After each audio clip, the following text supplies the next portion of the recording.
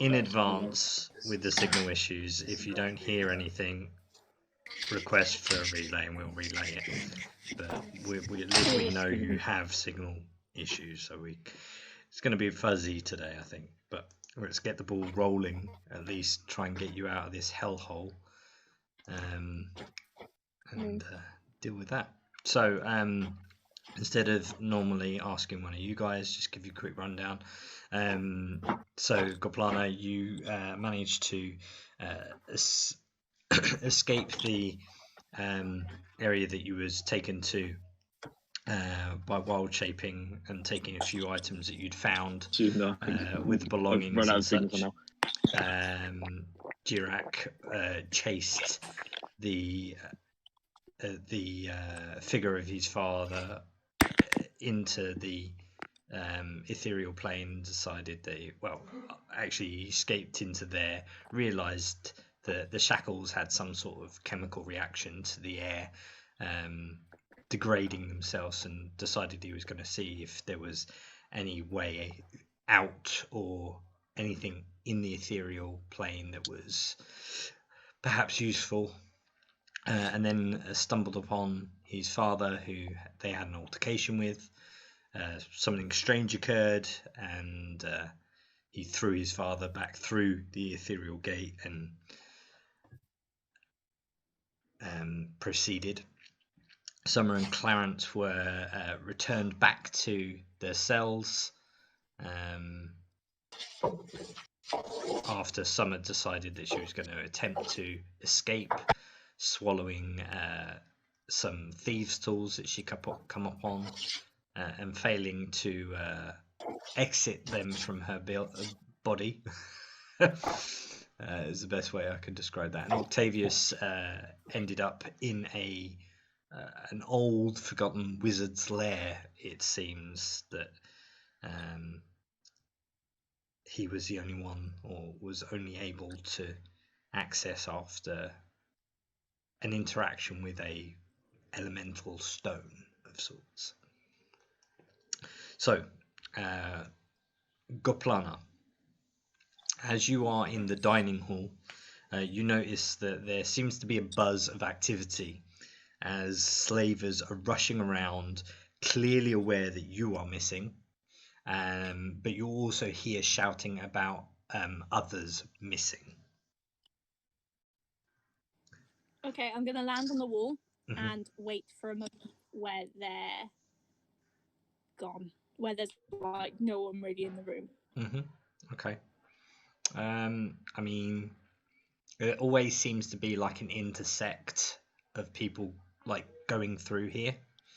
There, I would say there's probably maybe a very short period where you think everyone has exited this area. Right. So, is there anywhere I can hide in here, like behind one of the? I mean, in the dining area, you have like the serving, like the barrels, and you have like the serving desk. So, like this area and this area. You would know beyond this point, there is almost like a corridor area that leads down a very, very narrow corridor. Okay, cool. I'm going to... Oh, there is a lot of people. I've just seen a fun thing. Shit. Okay. I mean, even with the activities of the slavers going through this area and kind of like searching around and moving things and such, the displacer beasts in this room seems to, like, one of them's kind of like just laying there, seems to be asleep, and the other's kind of like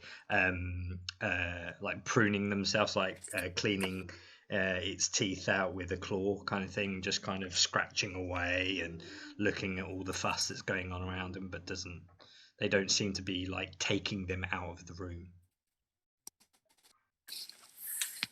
Okay. Is the one next to me asleep? No, this one is the one that's asleep, and this one is the one that's currently toothpicking bits of food out of its mouth. It is also worth mentioning. Hold on. There is also something else in this room, Okay. which I'll just grab because I forgot to place it there. Which is this, but it is clearly dead. It's got like a strange kind of black ichor coming from it that appears to be its blood, but it is most certainly still and dead. What the fuck is that? Zoom on that. Oh my god. It's almost got like Okay. silverish scales to it that seem to be like a bit sort of they have some sort of flex to them, like they seem to shimmer. Wow. Okay.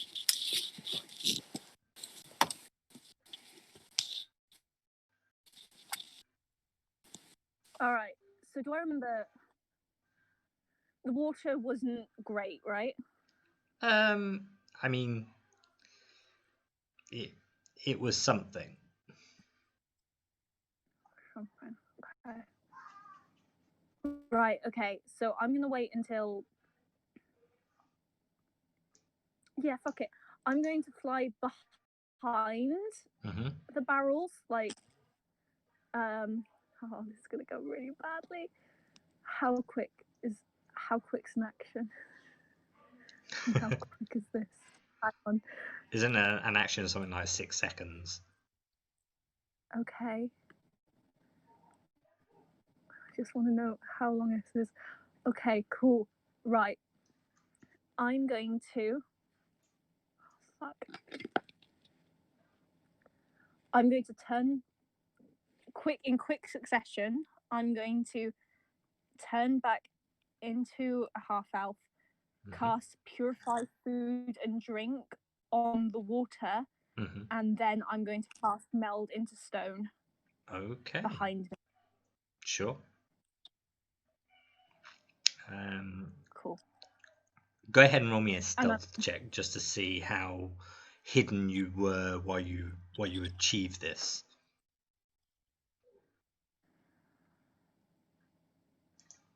Do you know I really could use my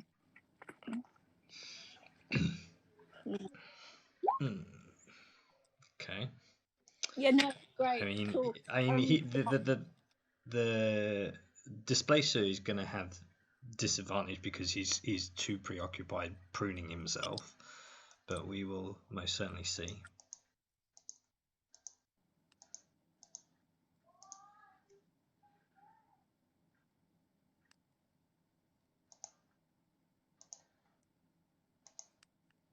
I don't like the size. So he actually rolled a 6 against your 7. So, as far as you're concerned, you are stealthy, unseen.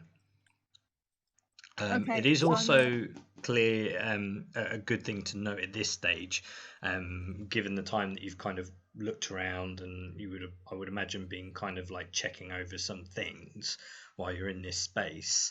The bag of holding you have is not your bag of holding. Whoops. Okay, that's fine. I'm gonna still hold on to it, and then I'm going to. Yeah. Okay. It's not mine. No.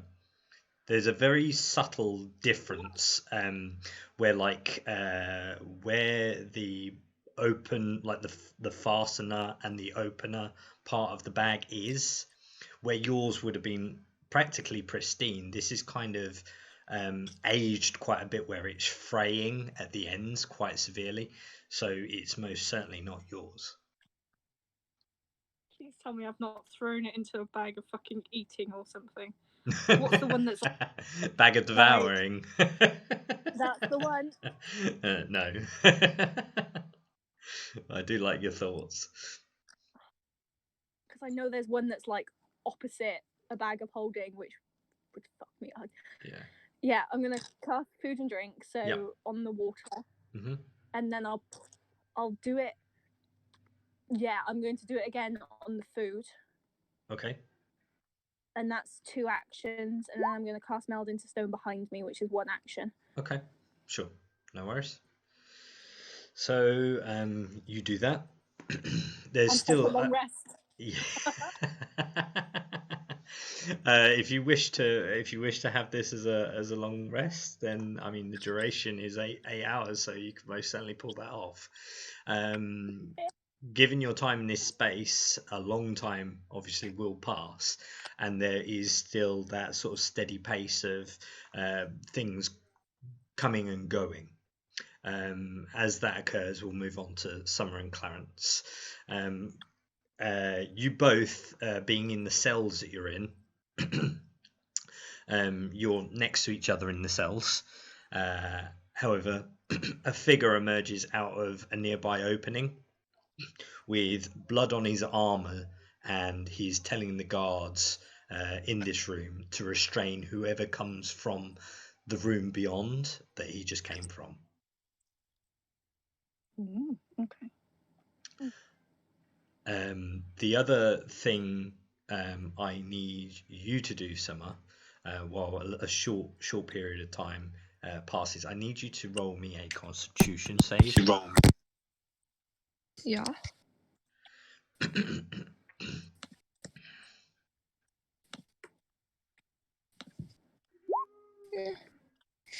Okay. You kind of like holding at the bars, listening and seeing this figure sort of enter this space and overhearing what you hear. You have a really sharp kind of awkward pain in your gut.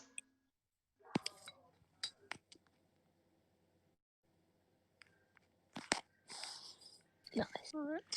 It's those damn tools. We at this stage know, obviously, Octavius is still missing. You have not seen him. He's not in the cages. You don't seem to see him about, chained up anywhere. And you most certainly know that he didn't come from or wasn't led to the same opening that this figure emerged from.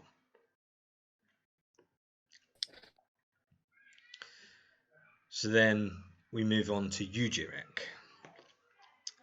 So one moment.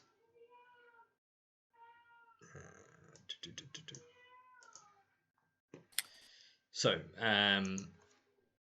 as you waited the sort of 10 minutes or so in the ethereal plane to see if anyone would pass through to come for you, you decide to re-enter the gate and sort of head back through the gated room that you was in previously.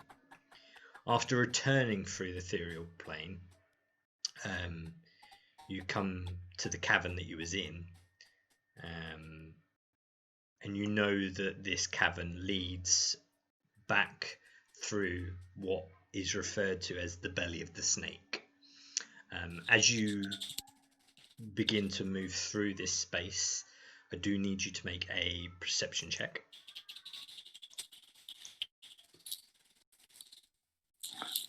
Okay. Right, so I honestly don't trust my internet enough to try and open up Roll20 and thingy at the same time. So I'm going to see if I can do this. Is that how it works? It is. Okay, roll 2 for some reason. Okay. I have a +9 to perception. Okay. So yeah.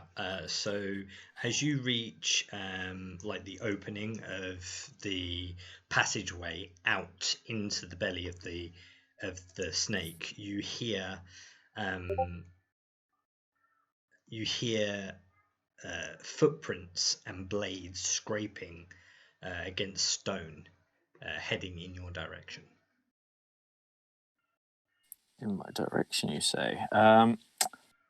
This is going to sound stupid. Do they sound like big swords or little swords? I mean, it's hard to distinguish, but there's certainly more than one. Okay. If I remember correctly, I'm pretty beaten up.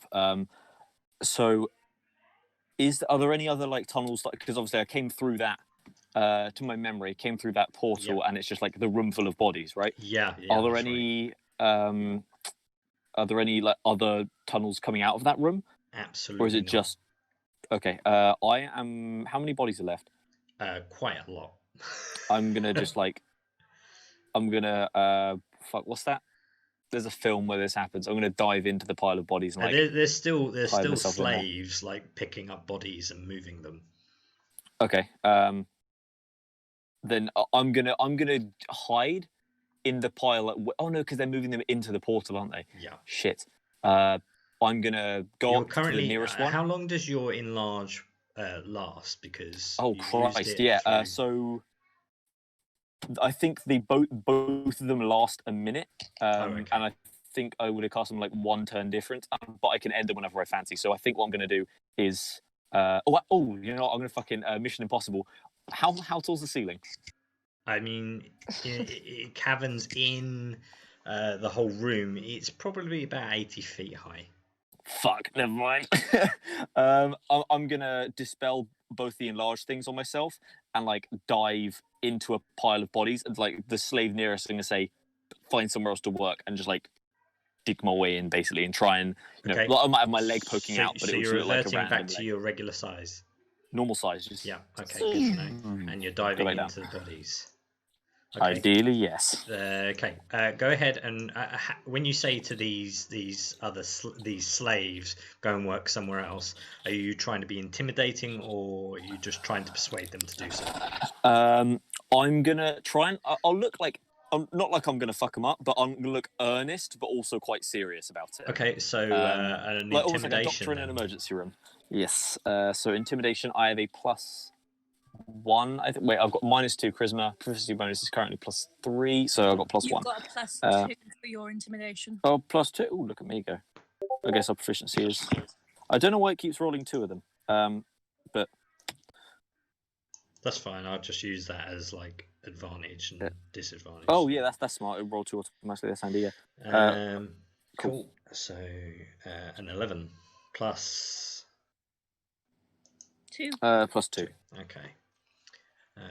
Yeah, they kind of like look at you a bit kind of confused by why someone randomly is diving into a pack of rotting corpses as 2 of these orc slavers enter.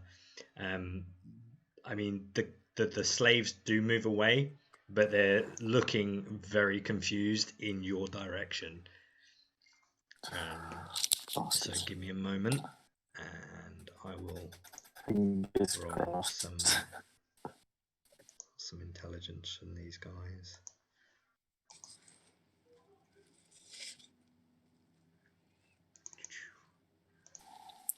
Orcs aren't notoriously intelligent, so I've got my hopes up.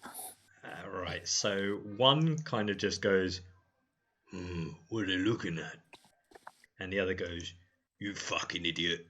Look, there's movement in the bodies. And they come over to you. I assume I hear like a... Oh, yeah, look, you can hear leg them poking coming. out, like muffled or whatever. Yeah. Fuck. I'm going to like turn so I'm facing them as best I can, like ready because I still got the blood spear. Like grit my teeth a little bit and just like I'm going to hold an action the second one of them shows themselves. I'm just going to stab them straight in the face, assuming it's not a slave. Yeah, the first non-slave I see, I'm just going to stab them. So I mean, you do see 2 very large orcs standing over you. One kind of just pulls the leg of one of the bodies you kind of tried to cover yourself over with and reveals you. You can see that they know exactly where you are. Okay, then I am going to poke him in the head. Go ahead. You want me to roll Ideally in the head. Yeah. Do you still have I access can roll to on the here. sheet? It's just knowing the. I've as long as. Perfect. Yeah, I'll roll on here. But if you could tell me the bonuses, and it's a bit janky, but it's 5. But I think I have a +12 to hit off the top of my head. 13. Jesus Christ. Yeah, buddy. you I have an do Excel hit one of them. spreadsheet, remember? Okay, then that would be just a D8 of damage. D8 plus 7. No, plus shit. I rolled it What on is here. it? 16, How- if that helps. If you can roll damage, because I don't know the exact damage 16. modifier, because that's the fiddly bit, because I've got so many different like things that I can toggle on and off. Sorry, was the first one that first D20? Is that a 5? Yeah, so Oh, 5 sorry. plus 13 for a total of Yeah, no, that's fine. Yep, cool. Yep, and then your damage, you're going to take that 16 piercing damage. Yeah. Yes, yeah. Okay, good to know. I mean, you do that, they're obviously going to retaliate, and I they wouldn't start dream to of them bundle not. you in excess. In excess. So 1, 2, 1, 2, because they both get multi-attack. Good. So I have a 24. Is this to hit or an athletics? This is to hit. Oh, yeah, 24 does hit then, yeah, as far as I remember. I have a 19. Oh god, I think 19 misses. Hit points. Oh wait, no, a 19 to hit is your armor class. I'm going through what I've hit first. Yeah.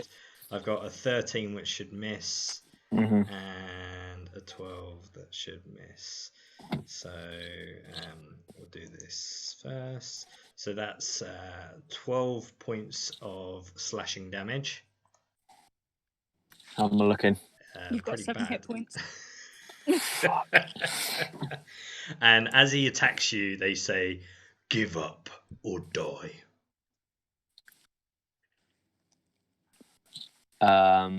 I will reply in Orcish. I would rather die than live a slave. Okay, are you gonna make another attack? Yeah, buddy. Now because it's not held action, I get 2 attacks this time. So I'll just roll the one that I hit before. I'll aim for him. Yep. And because it will roll twice, I'll use both of these. So a 23 and a 30. Yep. Perfect. Cool. So if Lana could roll the damage for both of them, aim for the guy that's wounded. Yep. And as a bonus action, I am going to. I think almost 7 hit points. You said, right? Yeah. Fuck. I think I used my second wind last session. Yeah. Shit. Yeah. Bonus action, I will go into like my defensive stance in case someone charges me, I guess. I don't know why they would, but yeah, that's all I can do, I think. So that's 23. Unless I kill the guy. If I kill him, then I might You don't. Okay, right. I was gonna say, if he dies, looks I'll pretty run because I'll for take someone one that's opportunity attack. Yeah, I mean, from a slave, he looks pretty bad. And don't forget, you haven't got your armor on. Remember? Yes. So my AC should actually be 12. Ah. Oh no, it's sorry, 14. In that case, oh no, so yeah, one was 13, one was 12, so we're good. Oh thank God! Oh my God! Yeah, no, it's 14. So the next load of attacks. So hold on, that was previous attacks. So where are we, Redork? Scimitar. They do switch to the pummels of their blades as they do this. I will call them cowards as they do so. I mean, they happen in quick concession. There's a 22, a 20, and a 21, and an 8. You'll be pleased to know. Oh yay! The one that so, while I'm unconscious. So the first one will knock you straight away, but because that's for 16 points of bludgeoning. Slashing. No. Sorry. Yeah, well, it would be bludgeoning because it's the hilt, and you are now unconscious. No, he jumps back up because he's got a second. So I have. Yeah. I go. Yeah. Oh God. So the second attack that came was another 16. Yeah. So I get knocked out, wake back up, and get immediately knocked. Yeah. Back Yeah. You like kind of go. Second. Yeah. And yeah, they begin to. You're blacked out. So for the guys that are in the belly of the snake, Clarence and Summer, you see a short period after, you see a pair of guard slavers dragging Jirak by the legs and throw him into one of the cages next to you. So give me a sec. Where is his token? So let me take this. Don't want that. Copy. And I think I can actually move you now into there. Not really. Thank you. You don't want that one? No, I'm fine with that light. Or that one? No. What's wrong with your eyes? Oh, I'm fine. So let's move you into that screen. Sorry, that was my wife checking in on me, making sure I'm not going blind. So you should now be Always in the helpful to belly of check. the sack. Oh boy. How fucked up do I look? Does it look like they had to go at me while I was unconscious? As Jirak enters the cage next to you, Clarence, you can see he's like still. His eye is completely welted. He's got a stab wound to his right shoulder.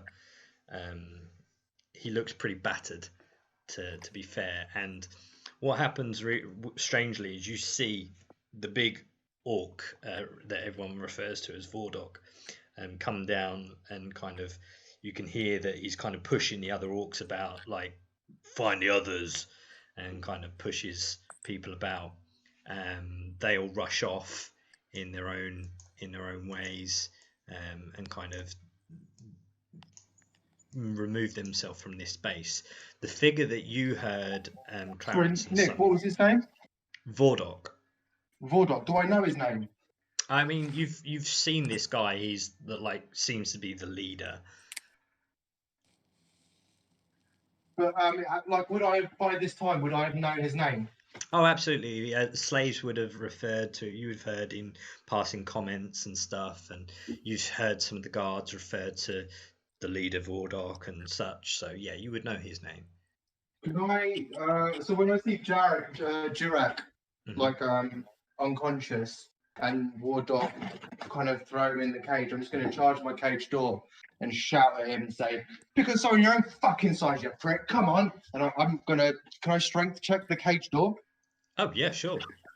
Yes, my son, do it. I mean, you're still chained at this point, so don't forget. Well, so if you're just arm barging, if you're kind of like just arm barging, absolutely you could get away with trying to do that. I'm raging as well. Okay.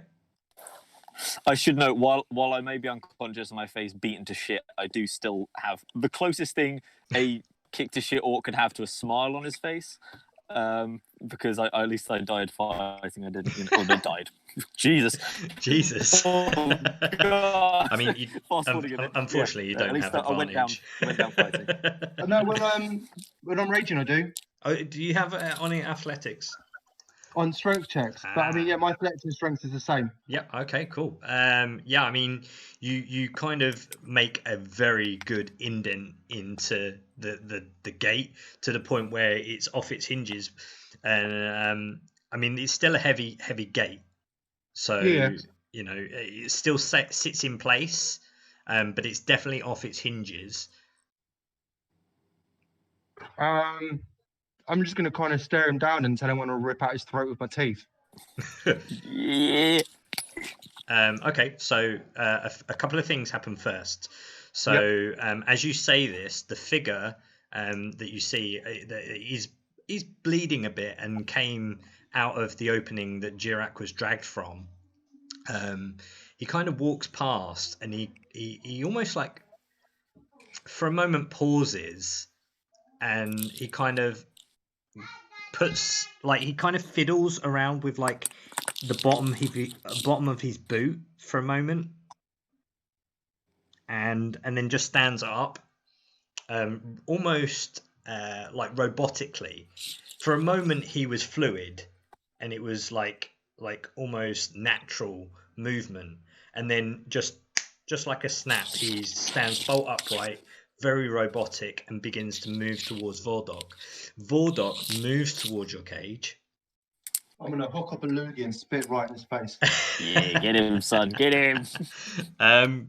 Go ahead and roll me a performance check. A performance check. I want to see how well you were able to spit. Wouldn't it be you haven't drunk a anything for a little while. Yeah, Would it not be a ranged attack. It's performance to make it look like you didn't just like sneeze on him accidentally. To make it look like a big show. So would you say performance? Yes. This isn't with advantage, so it's a 3. No, unfortunately. So So I you fail go. on So myself. so what happens is you go to hop up. So you kind of go, and as you spit, like the spit exits your mouth and then swings around and hits the bottom of your chin. Oh My yeah, beard, yeah. I don't know. Have I still got the beard? Yeah. So it's just stuck in my beard now, just Yeah. big green. Yeah. loogie in Big my green. beard. Ooh, yeah. Yep. And he says, "When your skin and your blood runs the same as mine, only then can you challenge me, small one." Are you scared? Is that what it is? I'll fucking cut you. I'll make you bleed. I don't give a shit what colour it is. Come on. And he Dirac, just, while like- unconscious, goes, "Yeah, you tell him, Clarence." He walks away kind of chuckling to himself. He doesn't really deem you worthy at all of his time. I'm calling him everything under the sun. Sure thing. The figure that was playing around with his boot begins to follow again very robotically. He follows Vordok, and they do kind of exit this area and disappear out of sight. Go ahead and roll me a perception check. Me? Yes.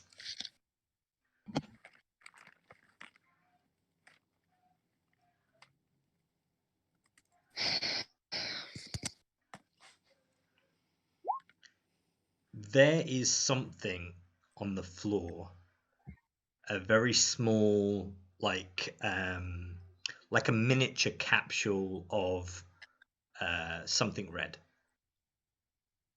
Do I know what it? Can I see what it is?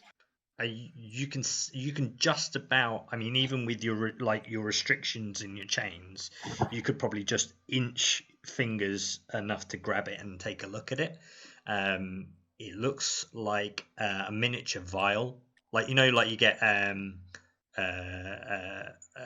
like a drinks fridge, like a minis fridge. It looks like a miniature version of a health potion.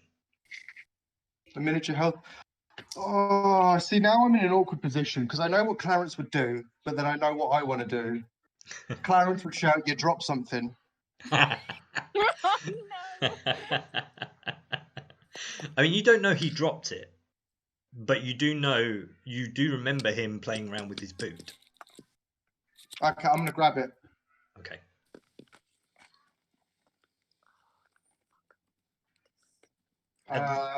How close am I? Do I know that it's a health potion? Well, as this time is, oh yeah, absolutely. It looks the same. It shimmers the same. It has that same sort of consistency. In the time that it's taken to do this, however, I do need Dirac to make me a death saving throw. How close is Dirac to my cage? The next cage. No, but I meant like how close is. Oh, he he's to the kind of cage? he's been kind of lent up against your cage as they kind of threw him in. Okay, one success. So can I feed him the health potion? If that's what you wish to do, you can try to do that. He's certainly within range to be able to do that. Then that is what I would like to do. Okay. So this would work as half and regular healing potion. So roll a regular healing potion, just half the outcome.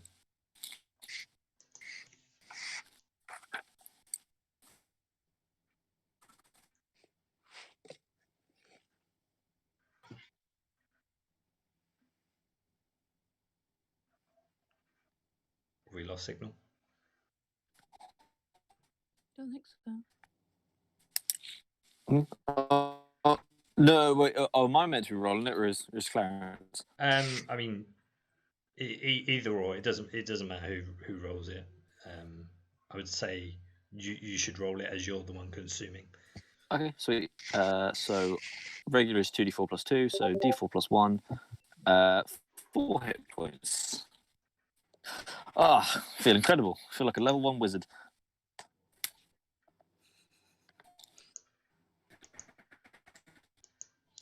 When he's awake, I'm going to tell him about Kega, and I'll tell Summer about the cat. Mm-hmm. I will. I'll like as I hear that, I'll smile, and then go to like reach for where, like to my side, like trying to grab something off the floor. I assume they didn't leave the blood sphere. I'm gonna have a nap and just like close my eyes and go to sleep. Yeah, sure. Do not feel very well. You can go through that process of trying to rest up now if you like. None of you have consumed any food or drink, however, but because you're resting and have not done like a full day's work as a slave, you can all have an additional. You can use 1 hit dice and half the hit dice outcome.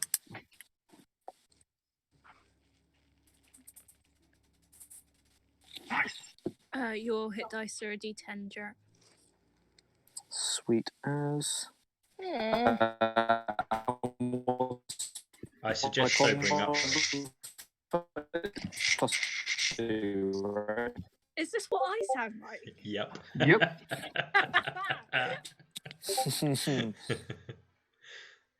I was going to say, how do you know I'm drinking a Stella? You've got cameras on me. You're following me around. I'm on Round up or holiday. down? I can do what I want.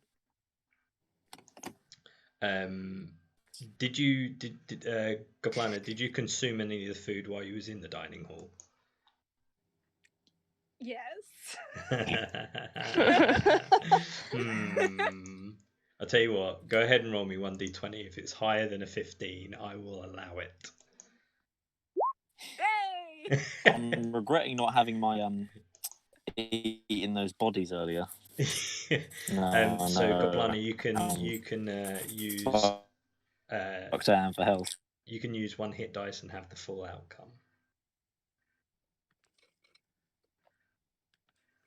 Wait, oh shit. Okay. Cool. 1 hit dice. Yep. Even though I'm having a full rest? What? Yeah, you're exhausted, you're in dire straits, and there's lots of shit going on. You would normally have proper nourishment, so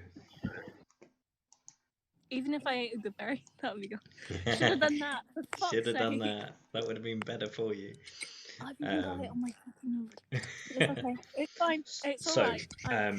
As you fall into this slumberous rest, it is again broken sleep, due to obviously all the noise and the moaning and the whipping and stuff that occurs in this space. But time does pass, and you do start to feel that you've rested a little bit more. What you do find is there is a bit of unrest regarding some of the slavers and such. And you do overhear a discussion that Vordok has requested that you stay in your cages until further notice. You also overhear that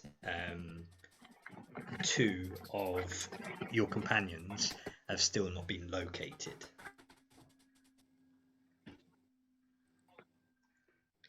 They consider them either dead or escaped.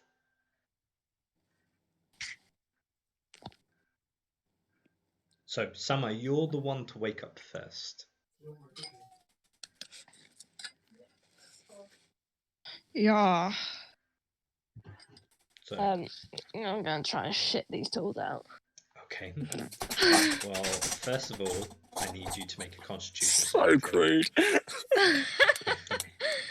That's my sister, everyone. Just to be I'm going to take a picture of my lockpicking kit and tell me if you would ever even be able to eat it, let alone shit it Do out. it. I'm going to send it to the group chat now. 1 sec. So first things first is like you wake up and you go, oh yeah, I need to take a dump and try and get rid of this. As you do that, you have the worst like pains of IBS, like irritable bowel, down in deep in your belly, and it's like being stabbed with hot like knitting needles in your gut, and literally out of nowhere you expel your innards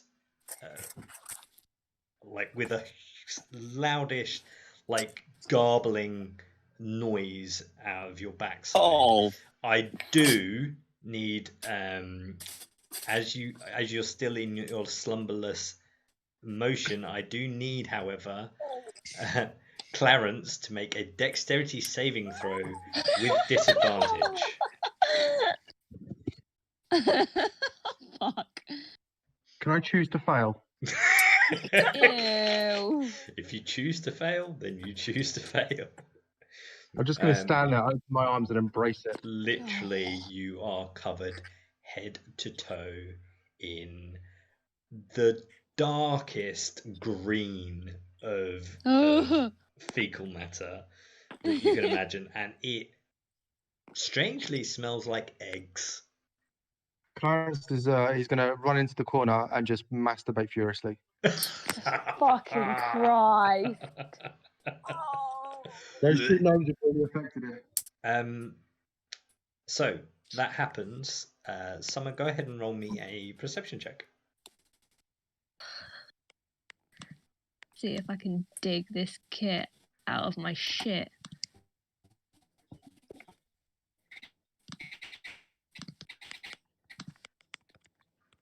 Yeah, I mean, you find it.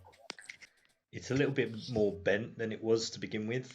I mean, it's clearly very, very old tool set, but it is now slightly in disrepair. By this point, Jirak, with the commotion going on, the light sound of frapping going on, you wake up. oh, that's vile. Just see this child with shit-covered gnome in the corner. Yeah. Oh. When I see Jirak looking at me, can I just apologise and ask if he wants some?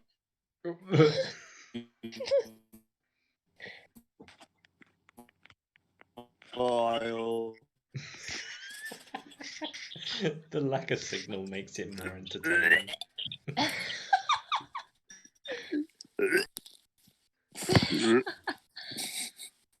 Oh, grow up. It's not that bad. It's just a bit of shit. I mean, it looks like a green chocolate Oh, covered gnome. man. I'm going to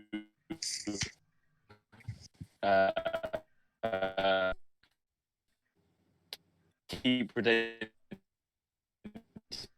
No. obviously because I can't. I just don't want to. Wherever you were Whatever sat you're before, saying, was we that- do not hear you. Up and like face up to the fact that I got this asleep. I'm gonna like open one eye.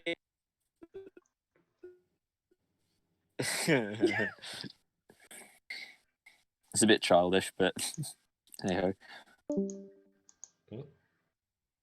You just lost him completely there. Yeah. Oh dear. As this is going on in the belly of the snake,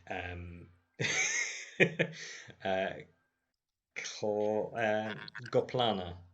While I'm still in the wall, Okay. will I, if I reflect on my time in this hellhole, would I have seen any mice? No. Any rats? Not apart from ones they seem to be feeding to I Fuck. Okay, cool. No. All right. I'm gonna. So I know about how long. I know how long this is going to last me in this wall, and I've got like a body clock anyway, so I know what time it is, which is useful. Yeah, I mean, strangely, I mean, given down here, you don't know the time of day necessarily in terms of if it's light outside or dark, but you can tell obviously you're in a body clock is probably suggesting it may be about morning time, but it might be closer to sort of late afternoon or early afternoon, sorry. So because I've got this in a body clock with keen mind, which tells me I always know what time it is, I'm going to make sure that I know how long 8 hours is, and just you're most certainly beforehand- coming by this stage. You're most certainly coming to an end of that. Cool. So before I do, I'm going to plan as soon as I'm out of this wall, turn straight back into a fly, Okay. Yeah, it's America. and that's my aim Okay. at this point. So you feel the spell of molding, kind of melding, kind of begin to fade away, and your quick reaction is to turn into a fly, which you do. Cool. I'm going to fly my way back out and find Iraq. So back into the belly of the snake. Yeah, I'm going to fly my way Okay. there and So take you stock come of back this way. what I don't know is going on. Yeah, no worries. So we will move you into there. Let me first of all do this, and then do that.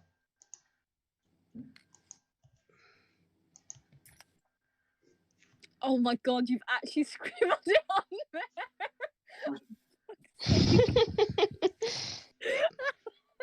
Right, okay.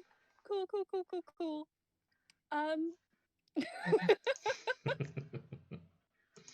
So you enter this room. There are actually much fewer guards at this stage because they're off doing other duties.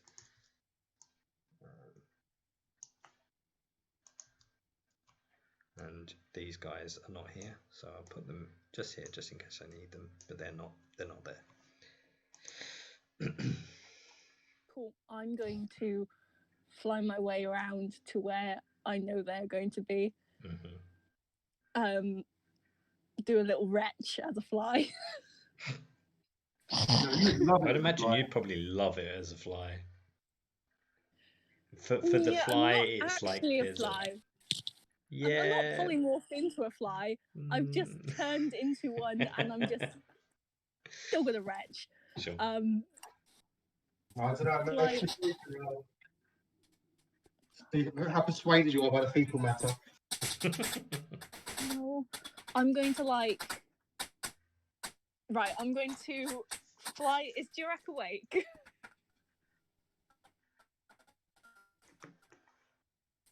Maybe. Perhaps. Jirak, are you awake? No, he's staticky. He's trying to talk, but I'm pretending not to be. Not to. Cool. I'm going to. Hello? yeah, There we we can go. hear you. Yeah. I'm trying so difficult. It's not Nope, very... Okay, I'm right, so there's gonna- about a 10-second delay on it, but it should be fine. I'm gonna fly into Jirak's head a couple of times, and like, because I've still got the shackles on, try and like hit him with it, so Yep. he'll know that who Sure. I am. Hopefully. Yeah, no worries. Go ahead, Jirak, and roll me a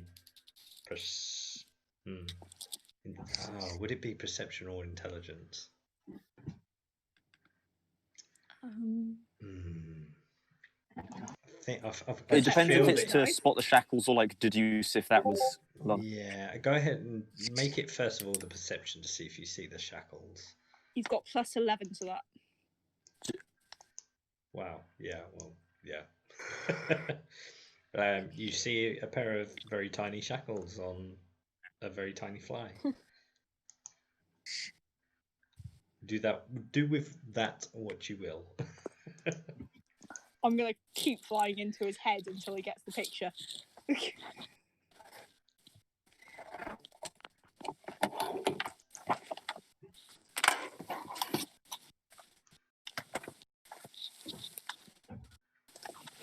Hello. Hello.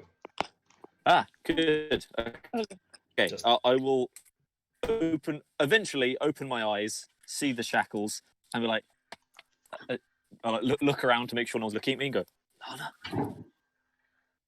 Celebratory circle in front of him.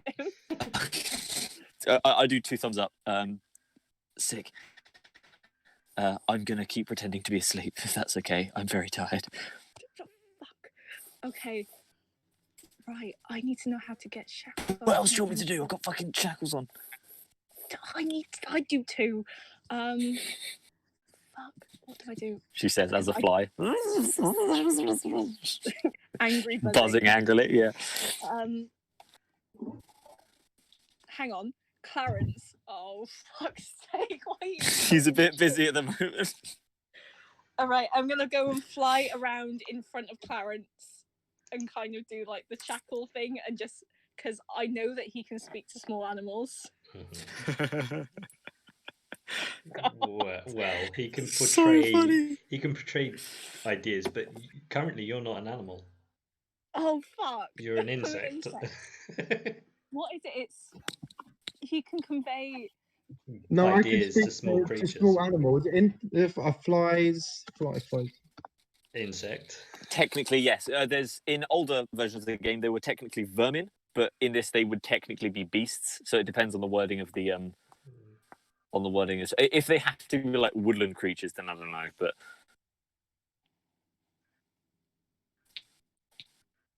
What's the wording?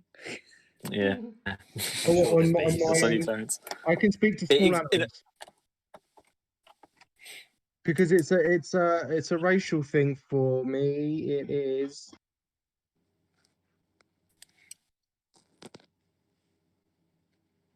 Small or smaller beasts. Technically. Yeah, so you're definitely smaller than small because small is like how big Clarence is. So you're tiny. Oh, but I can't talk back. Shit. No, you don't need to because I'm not actually talking to you. I can just interpret your gestures and movements and sounds, Yeah, that's good. and you can ideas. communicate simple ideas. It's like when bees dance to communicate over a long distance. So that So you I kind of just like get the I can gist. have a conversation, but you could tell me simple ideas. So like broken English almost. Charades. Shackles off. Anyone know?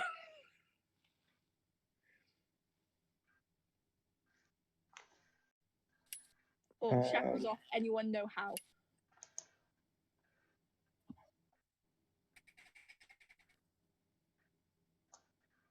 Why are you covered in shit? Oh, fuck's sake. I'm just gonna bat the fly away because I'm busy.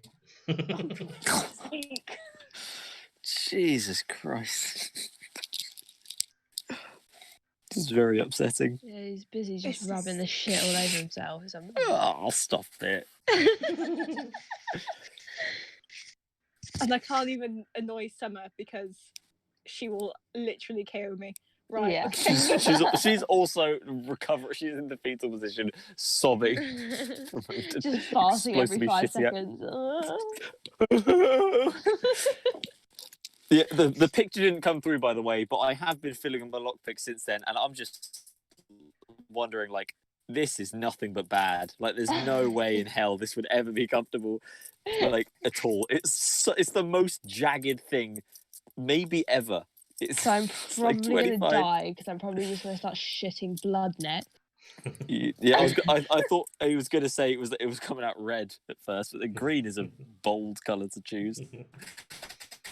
Well, she's a tiefling. What colour's her blood? Green. Good question. Oh god. Well, she's an Oh, orange oh no. tiefling, so it's hard to tell, I would imagine. It does make sense that it smell like eggs, though, because, you know, sulfur, tieflings, hell. Right. Would I notice that Jurek is awake, or is he very convincingly trying to pretend to be asleep? Not at all convincing. Not in the slightest. I'm just. Is there like bits of stones or anything in my? Oh yeah, there's cell like bit? very, very small pebbly stones. Yeah, I'm gonna start throwing them at Jurek to try and get his attention. I'm going to pretend that it woke me up. Oh, wow. Whoa! Whoa! Oh, sorry. I was just taking a quick nap. Oh, hey, Summer. How's it going? Oh yeah, that's great. You look a bit crying flushed. and sweating and. You are sweating profusely. Yeah, it's like when you're really ill, like 3 a.m. You're like, I'm gonna be sick in like the next hour, and I'm just not looking forward to it. Summer is at least 3 shades paler orange. Just more of a peach.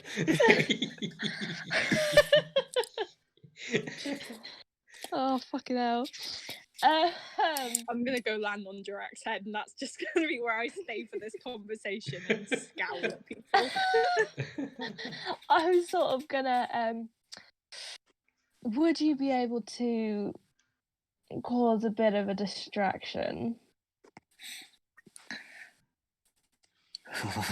The last time I tried that, this happened.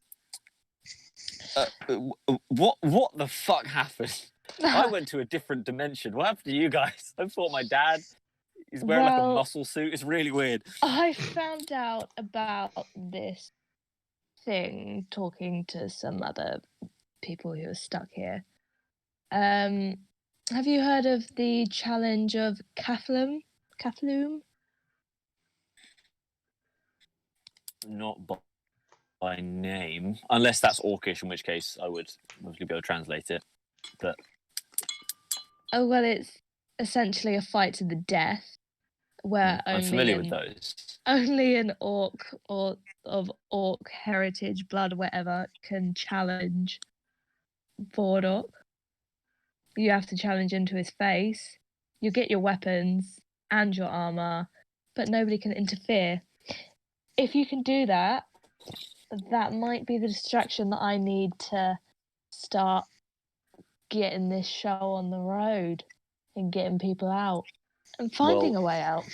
If one was to defeat Vordok as leader, would all the other orcs immediately defer to whichever orc was to do that? Like, I would assume so. As leader, and they would follow my orders? So I would assume so. Do me a history check, Jurek. Oh boy. I think I've got a +1 to history. You'd have advantage because it's Orcish history. It's Orcish, yeah. 14 +1 for a 15. 15, sure. So the Battle of Cthulhu is a lot of clans use this as like a leadership challenge, but you would know that there are elements that differ from one tribe and another tribe. Some tribes use this to challenge and become the leader. Some use it as a way to topple the axis of power, i.e. they're not happy with who's in charge, but they don't necessarily want to be in charge themselves. They just wanted to destabilize what's going on. Yeah. And you would most certainly have come across slavers in your past in terms of like their beliefs or like their kind of rules, if you like. Now, this may not be this particular grouping's rules or so on, but you do know that if a slaver leader was to topple or die, then you would have not leadership of the clan. It would essentially send the slavers into a spiral of contested battles with each other until they either decided to give up or found someone that they were happy enough to follow. But they like being slavers. Okay, so basically, it might not necessarily like I could immediately say, okay, you're not slavers anymore, everyone go home. But it would be like now everyone's gonna. It's like someone punches someone else in a saloon in the Wild West. You Like could everyone say, just starts fucking throwing shit. Exactly. Yeah. I mean, as soon as the leader falls, the likelihood is they're going to go. Well, are you then like saying that you want to be the leader? Because if you are, then you've got all of us that want to then try and contest against you, or do you just want to go?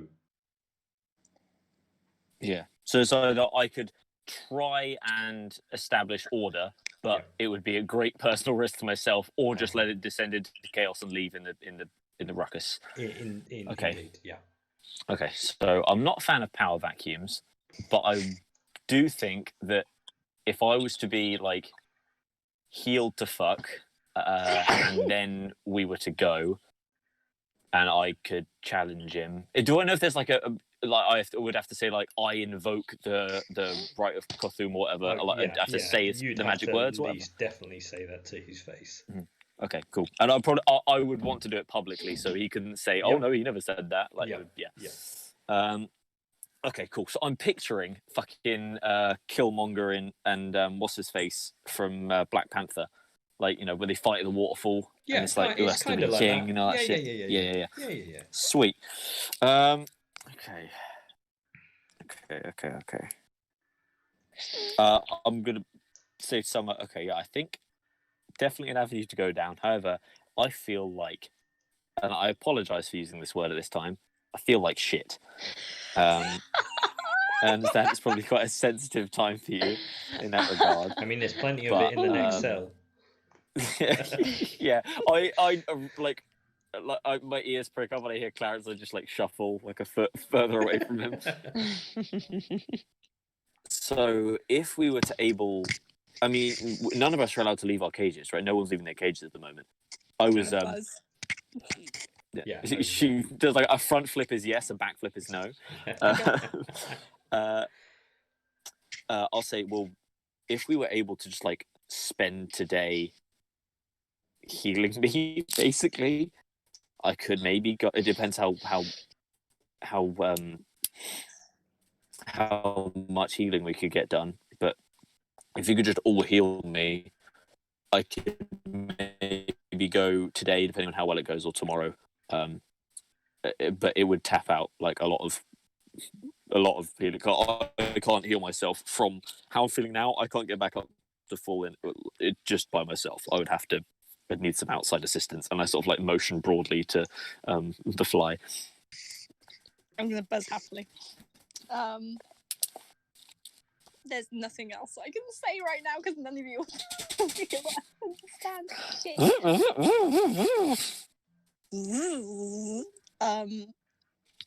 I nod knowingly.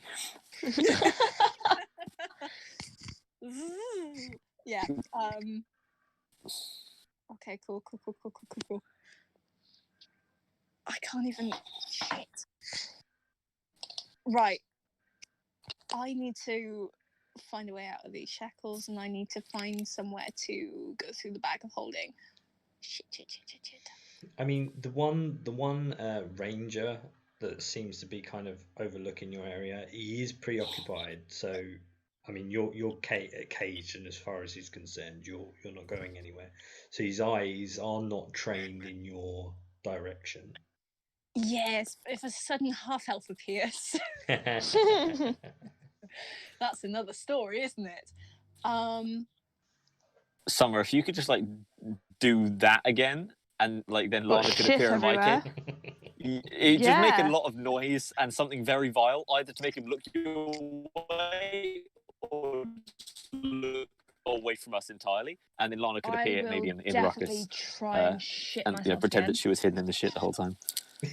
Like full on grunting and everything. So easy. Try. Just cough slightly hard. Oh no, she's going full out, like the full on training. I will the need. I grunts. will need a. Let's go with a strength check this time.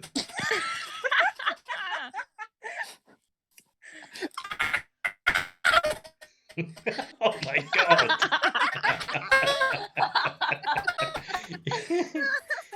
you strain so hard a baby pops out.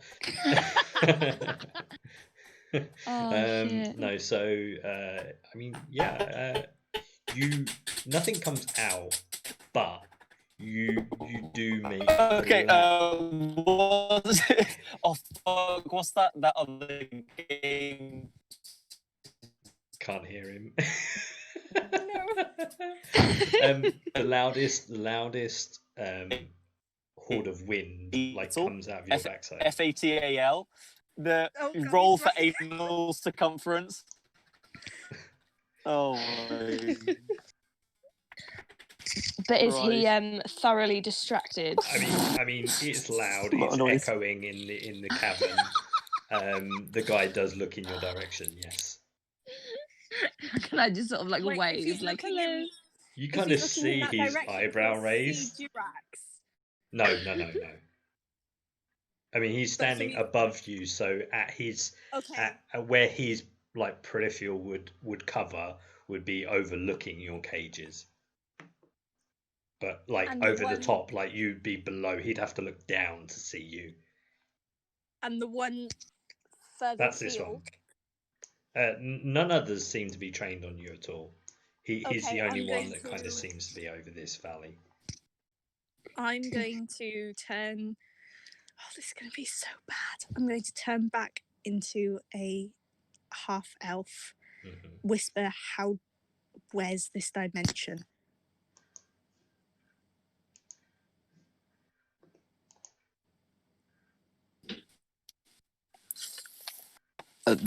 Say again. Where's this dimension? I will give rudimentary instructions on how to get there. Say it's the big glowy doorway. You can't miss it. I know it already. Right, and I'm going to. Oh, look at you go. I'm going to pass Dirac. What have I got? Hang on. Which ones You have I have got here? the items that I've you got decided to pick up, Rook. Yeah. and you've I'm got the going items that you to- found additionally. Everything I'm else, going to anything else, split. there is nothing else in that particular bag of holding. There's nothing else. There Okay. is. You can sense as you dip your hand in to try and retrieve anything that the only things that you seem to be grabbing hold of are the things you placed in there. Okay, cool. I'm going to slip Dirac the knuckle duster. I think it was the caramel one. Mm-hmm. I'm going to give him the ring of telekinesis. Mm-hmm. I'm also going to give him the red potion. Okay.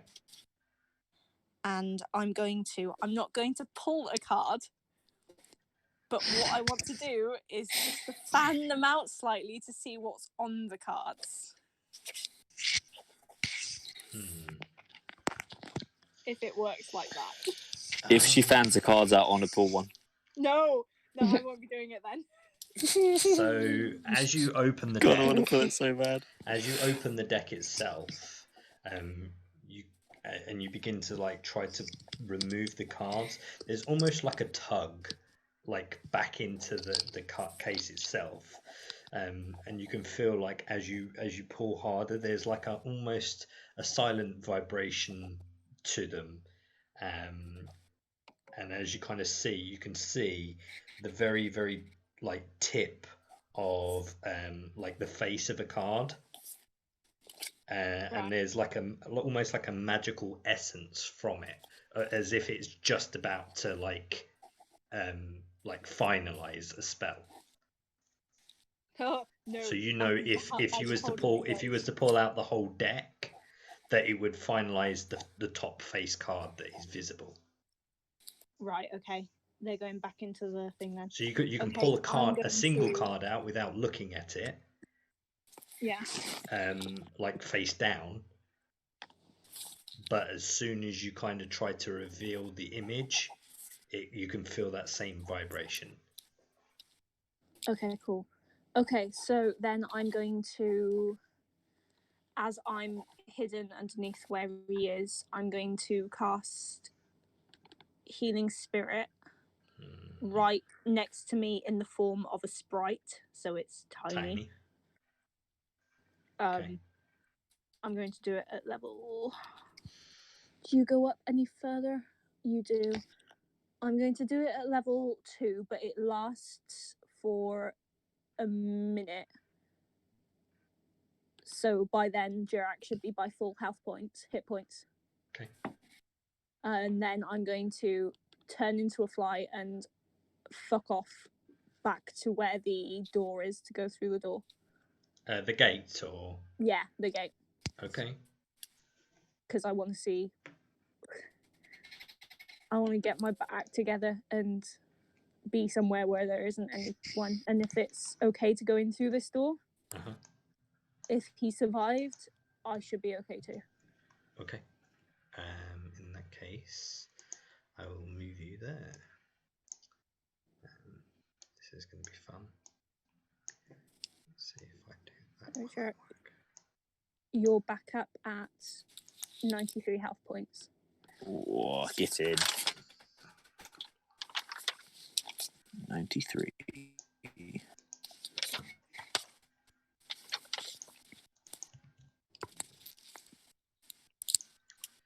So you fly into... Let me put these guys back where they actually belong. And I'm going to wait for a moment. Yep. And when a body goes through the door, does it make a spark or anything? Doesn't make a spark, but there's certainly like a sound of transference, almost like that. Kind of. Okay, so I'm going to wait for a body to be dragged up. I'm going to land on the body, and I'm going to go through with said body. Sure. So as you go through the gate, there is a you go through, and you're no longer a fly. Okay. The other thing that you start to realize is that your shackles that are still on you, there is a excruciating heat, and the chains begin to fizz in like an acidic manner against your skin. So you do take 4 points of Wait, if I was with Jirak, would I go back up to 7 full health points if I was by the thing? No, I'll just say where I'm at, but... Sorry, I thought you were casting that and then going straight away rather than... Do I need to stay with it, or...? How long does it cast? How much does it cast for when it's initially summoned? 8 healing points, Well, and it stays yeah. up Then in for that case, you can. You would have been at full hit points and. Cool. That'll do. Right, how many points am I going down? 4 points of fire damage as it'd be acid damage actually in this case, as the chains start to degrade and burn through, and again you have this same sensation that there is some sort of reaction to this metal in the ethereal plane. Okay, cool. And it is like, again, it's like a very old-fashioned, like the landscape and everything around you is like a very old-fashioned, like silvered picture.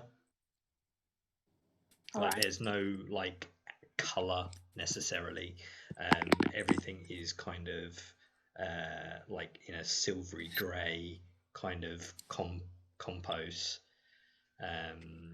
There is a lot of dirt. It's like a wasteland of dirt, dust, and you see in the distances the thing that you saw in the dining hall, the dead creature. You can see these things like floating around in the distance. I made a mistake.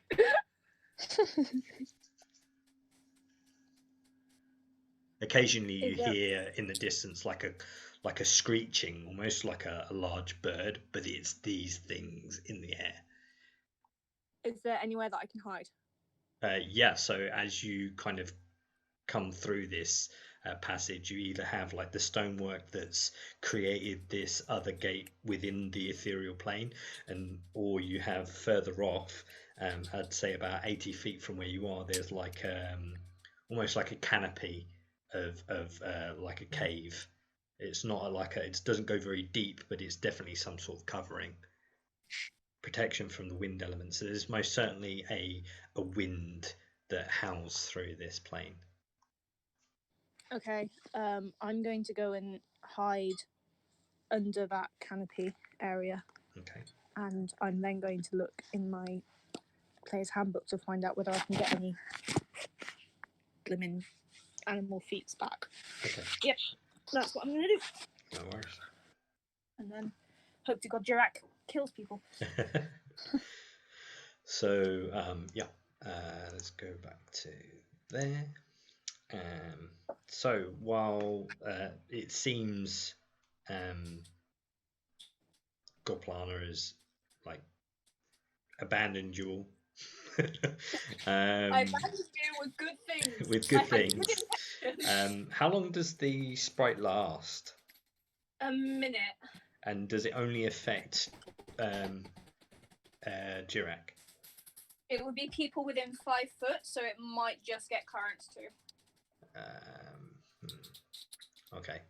I mean, you see this sprite in Jirak's cage, Clarence. Would you recognise and decide to move closer to obtain this, or would you be too busy? How much time has passed since Summer first defecated? I mean, at least half an hour. Oh fuck! Clarence would have been done ages ago. Okay. Wipe himself down now. Yeah, so he'd be wiping himself down, and yeah, if he noticed, let me do perception. Would Jirak have mentioned it to him?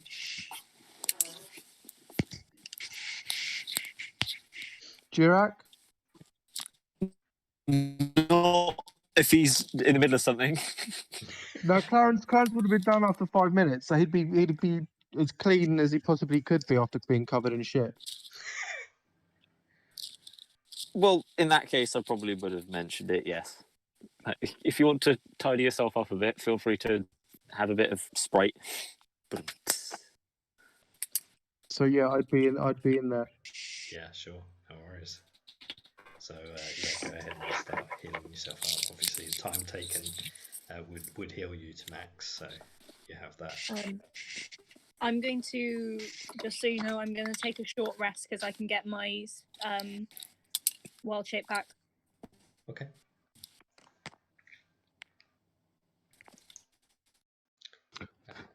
So,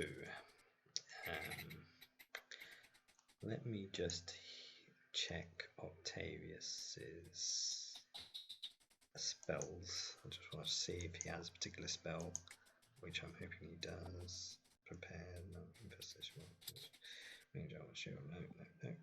Is he not joining today? No, well, it seems not. So you might. Well, don't forget there was some confusion after what was going on today. So it's fine because of where he's located. I can probably get away with delaying his need, but he will most certainly be required for your escape. Erupting Earth, blah blah blah.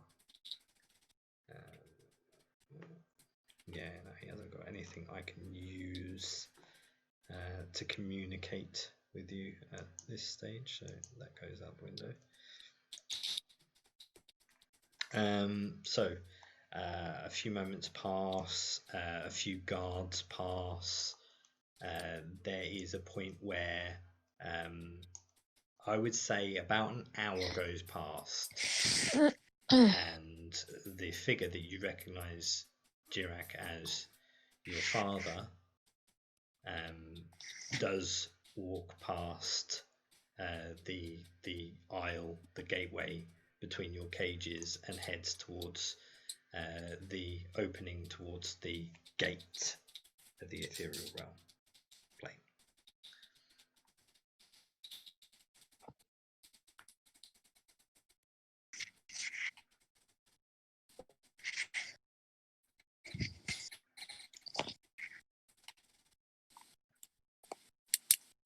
needs to make it sure he sees that I'm doing it.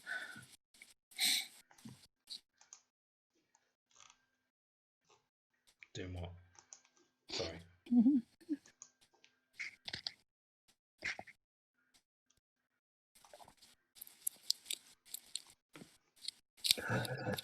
I was going to spit on the floor as soon as he's close enough for me to for him to see that I'm doing it. Okay, sure. So you spit on the floor. He kind of stops, looks at you again. His armor's obviously still damaged, and there's a portion of it still gone, but his wounds seem to be healed up. And he kind of looks at you again, sort of scours. And for a moment, there's a mist that comes over his eyes, and it's almost like they're about to return to his blindness, but it just phases over almost instantly as he looks at you, and then he carries on walking.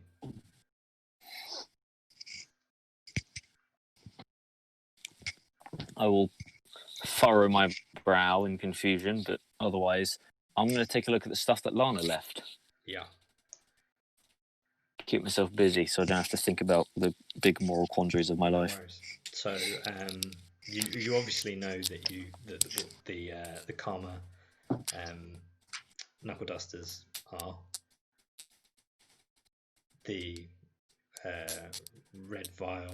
I think was the health potion. And slide them to Summer's cage. I think the health potion was actually more than a common health potion. I think it was actually a better one. Yeah, I think it was. What else was handed to you? Sorry. The ring of telekinesis. Yep. Karma. Yep. Health potion and the deck of cards. The whole deck of cards. I'm gonna. Oh no, I've still got the deck of cards in the bag of holding. Yeah. Oh, okay. Fuck! How dare you? I wanted to ruin my life. Whoa. I know my luck. I know my luck. It would have been hilarious, but it would have been very bad. You'd be trapped. You'd be the one where you're trapped in a fucking bubble and we'd have to go find you. Oh no. yeah, you'd get fucking sent to pandemonium or whatever. Oh man, it wouldn't even be one of the fun ones where you have to fight death. I'm good. We're currently in a prison. We don't need you in another one. You're currently our way out.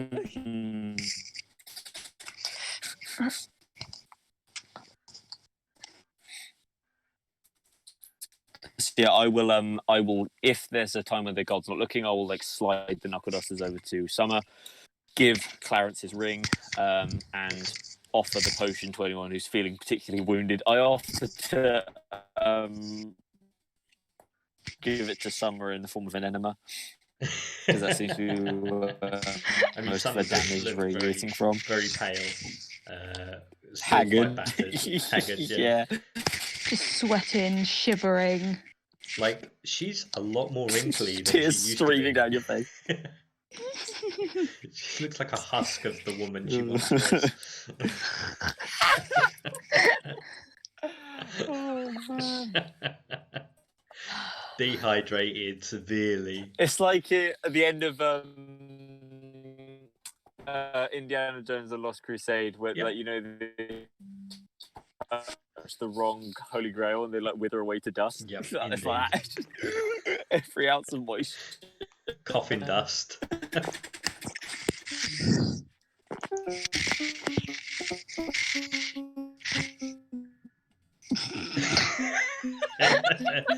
This is worse. This is so funny.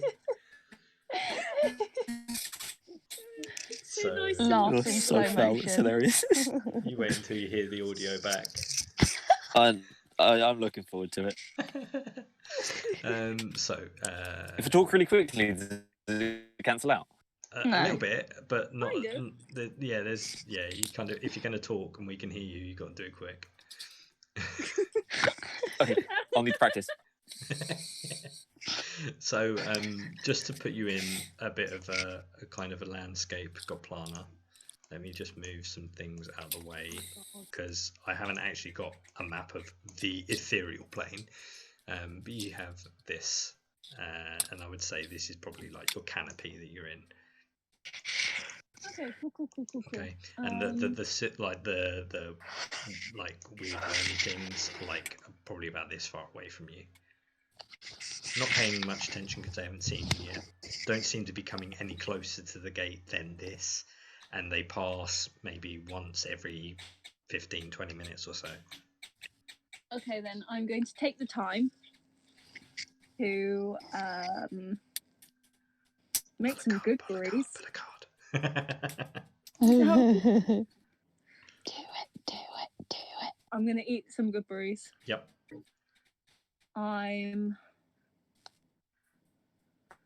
Is there any water, like Nope. in a puddle or something? Nope. Oh, fuck. Okay. Well, that will do. Okay. Anything you want to check over? I'm going to. Can I try and identify what these cards are? Yeah, sure. As you kind of look at it, go ahead and roll me an Arcana check. 15. Okay. Sure. The symbols on the pack, they look familiar. They seem to be resemblances of illusions. Oh, it's a deck of illusions. Okay, cool. And this scarab. Right. I need you to be very specific with this. What I'm going to do. Yeah. I'm going to take it out of the bag and drop it almost immediately onto the floor, and Very then good. identify it by not touching it. Very good. Okay. So I need to remember where I put the notes for this. Where is it? Is that Dungeon Masters? What's that one? Might be old notes. No, it's Vermon's Guide. Shit. I don't even know if it's in 5e, but I know someone adapted it. It's definitely 3rd edition. But I know someone adapted it and made it 5th edition. But I don't know if they made it legit. I need to find my bloody notes. Brochure. No, it's none of that.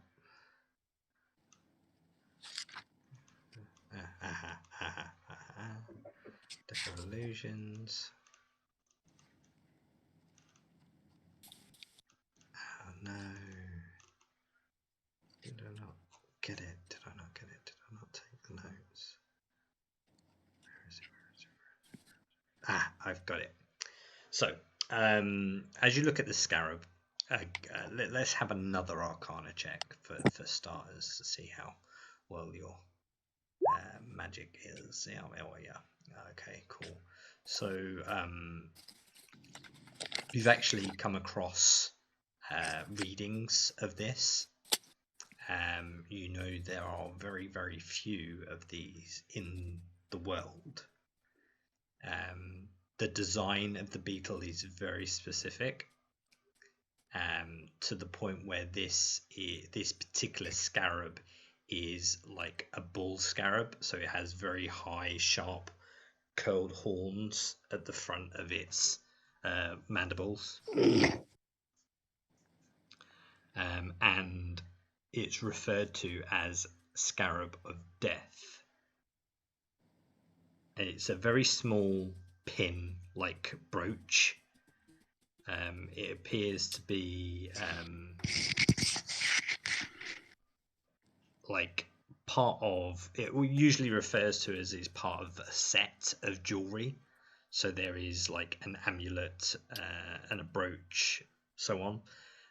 However, you do know that the Scarab of Death, if held for even the actual insect itself, if held for a long period of time, about a minute, they have a tendency to burrow themselves into the holder of the beetle, and they make a beeline to the victim's heart.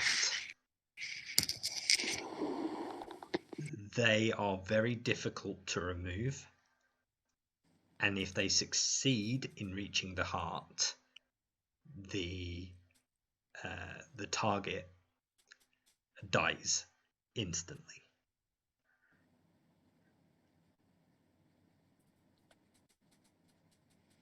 Cool.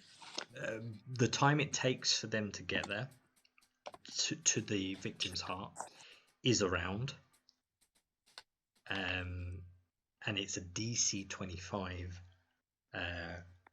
dexterity to try and grab the scarab inside them, and then they have to try and cut it out. If they try to cut it out, they will take the damage of the weapon that they use to cut it out, and if it remains in one spot, they will take 3d6 damage for as long as it stays inside their body.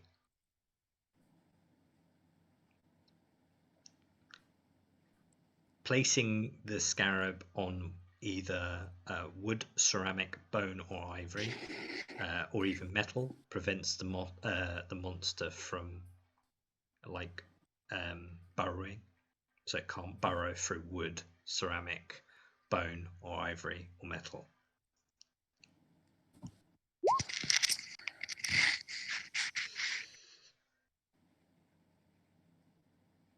But creatures like this, in terms to have to burrow or attack, they have to be held.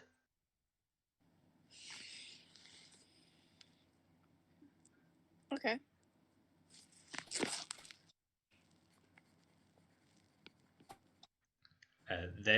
There also is a worth to this. So you know that treasures like this can be priced anywhere up to 80,000 gold pieces.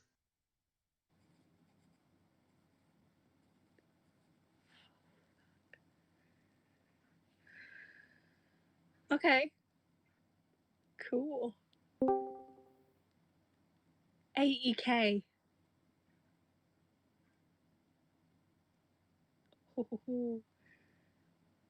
I'm going to get my use out of this. Cool. Cool. So as you're looking through all of this, you hear the same sort of swirling noise that you heard as things were entering the gate, and you see a figure emerge from the gate. I'm going to quickly dump the scarab into the bag, swing the bag on, and turn into a fly again. Okay. Yeah. And land on the wall. See what's going on. Sure. Kind of see him pace the gate a little bit. His mindset is a little bit erratic. What do they look like? They look orcish in a manner. They've got slightly damaged armor on one of the shoulders, where to the point where it's not visible. The armor looks a bit more padded than the individual that seems to be wearing it. And they are holding a spear. Is that Jirak's spear? This distance, it's probably hard to tell. I'll fly up.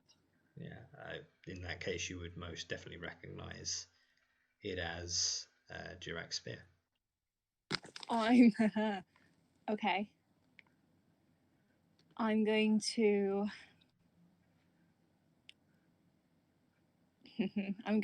turn back into a half elf. Okay. Hands up, but I'm going to ready Thorn Whip for if he attacks. Okay. And I'm going to say, "Why have you got Jirak's spear?" How far away would you like to do this? just out of range of the spear, so I think the spear's got like 15-foot range. So we'll say here. Cool. Actually, you're probably a bit further back than that. About there. Yeah. Okay.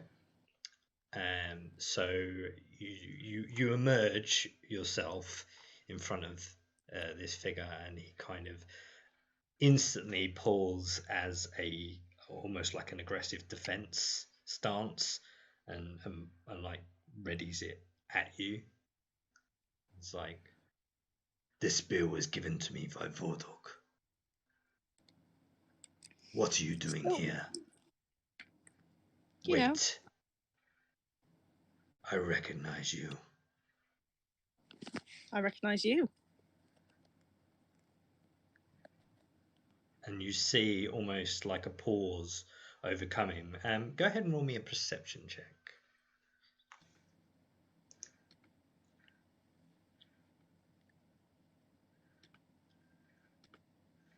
Yeah. So you notice that this individual, his eye coloring is like almost like a sage kind of green/yellow, like hue to them.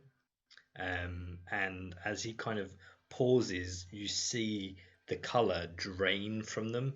Like it moves from like a cloud from left to right. It kind of just sways over his eyes, and you just see him like just stare into the distance with no color into his eye, and he pauses for a moment. I'm going to cast Dispel Magic Okay. on him to see if it will do anything.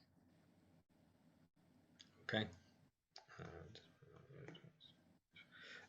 What level do you cast it as?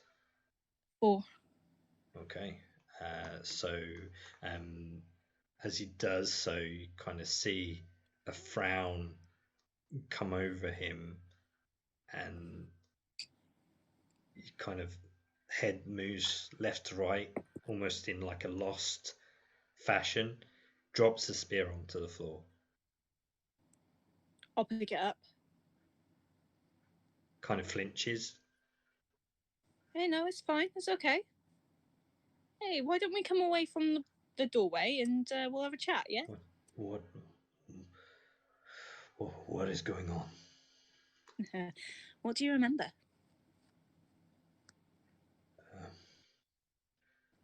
I remember the pit. Mm-hmm. Where's my wife? I don't know, sorry. Well, put it this way. You remember a pit. I remember being in a pit and escaping, so I'm kind of like your guardian angel right now. Who are you?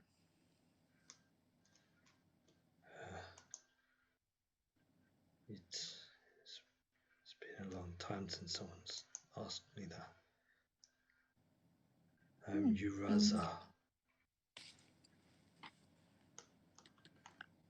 Uraza Would I know? Farsight. Farsight. Do you know someone called Jurak?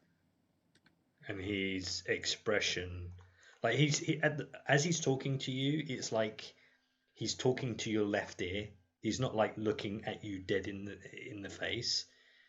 But he's kind of, how do you know Jirak? Is he here? Jirak. Hey, it's okay.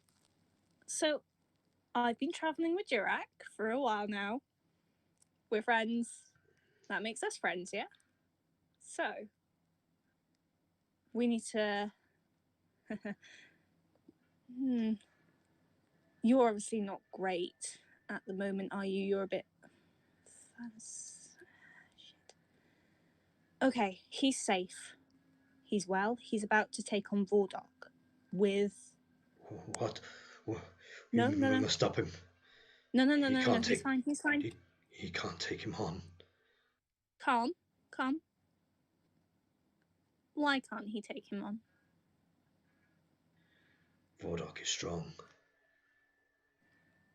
So's Jurak. When was the last time you saw him? Your son?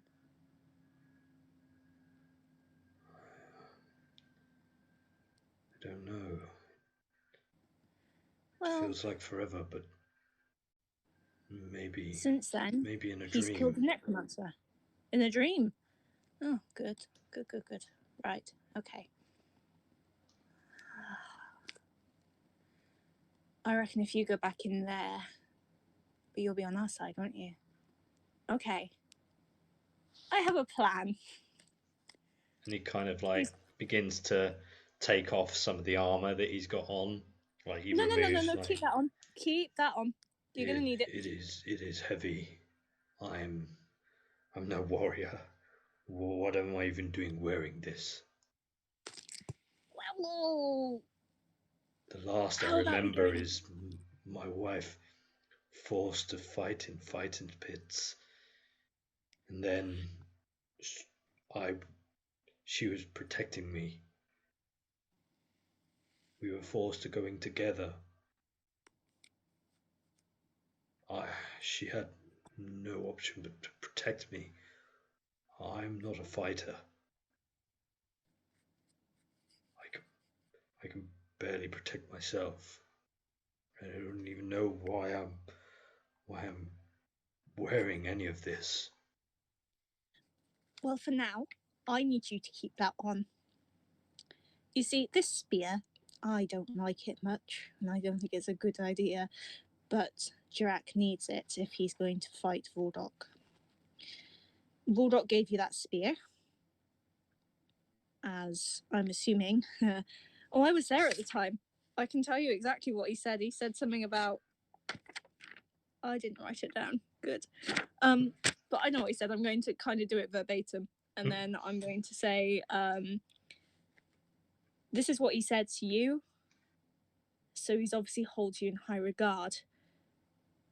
Jirak needs a spear to go against Vordok. He can probably kill him with it.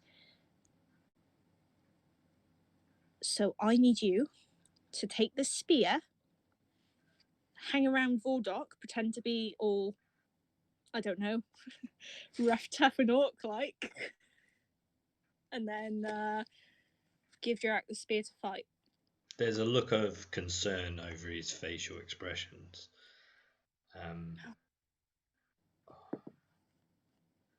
I fear that if I return to Vordok, he'll sway this power he's had over me somehow.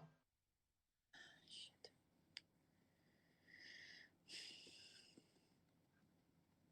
If Have you Jirak is only got here that as... spear? Sorry? Have you only got that spear on this? Did you only have the spear on you? What else have you got on you? Anything important? Anything? I don't know. And he kind of like starts like spinning around, like clutching at his back and his sides, and you see on the back that there is a battle axe on his back. Oh, battle axe, lovely. Okay, cool. Right, so you've got a battle axe. You haven't got anything else. If you go back in, Vordok might have the same sway over you. And then you'll know that I'm here. Oh, bollocks. Okay. Shit, there goes my plan. Huh, I wonder. If Jirak is here as he's seen his mother, does he know where she is? I'm sorry, I don't know. I've been kept separate, more or less. Trust me, we've all lost people in that place. Where are we? Currently, I think we might be in the ethereal plane, judging by the fact we're still alive.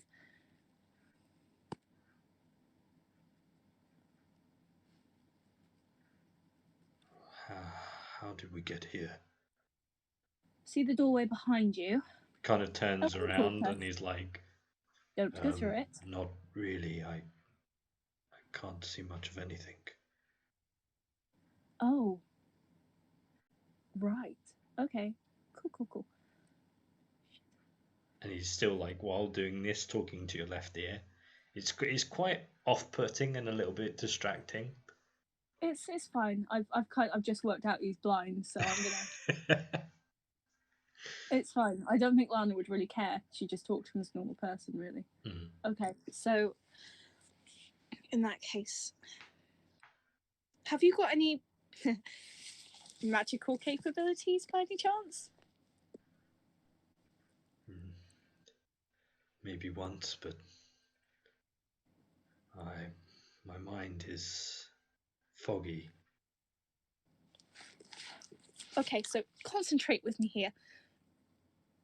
You any chance be able to, I don't know, disguise someone? Not that I recall. Shit. Well, there goes that plan. Shit.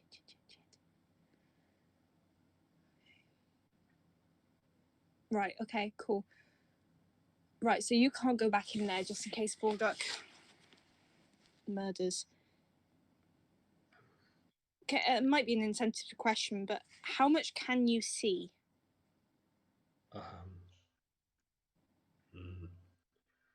I'm sorry. I lost my ability of sight long ago. That's okay. Okay. Right. So, I'm going to need you to trust me here. And I know I've just met you and I've nicked your spear and all this. You're quite full on. I try. Mainly because I've been in a prison for the last few days. Are you sure I can't take this armor off? And he starts grabbing at the armor again. No. I need you to keep that on. It's extremely heavy. I know. I'm sorry. I am. I'm going to pull out my sprite again and just sit him next to him, just to get up all his health points. He looks healthy enough. You could see Oh, that he looks there are healthy. like, Then it's yeah, fine. you can Then see it's there are fine. like scarring where like wounds once were that have long since healed. But okay. Yeah. Cool. Do you know if you've eaten today? I don't feel hungry, if that's what you mean. Okay, that's good. Okay, so here's my plan. Can you walk through? If I help guide you, if you trust me enough, can you take my arm as if you're dragging me, and I will guide you through where the pit, right? Whatever it is, the belly of the snake. I will guide you through there till you can get Vorda's attention. I then need you to give Jirak the spear, and then he can fight him. But I need you to act like you're taking me in as a prisoner. Fighting won't achieve much, I fear. I know you're a bit despondent and you're not very confident with this, but Jirak can kick some ass. It's fine. We've we've done a lot of things, right, recently, and if you want to take a moment, I can talk you through some of it and tell you the better parts of what we've done. I feel the best option is to maybe escape. That's the plan. We must save him. Yes. If we can find my wife.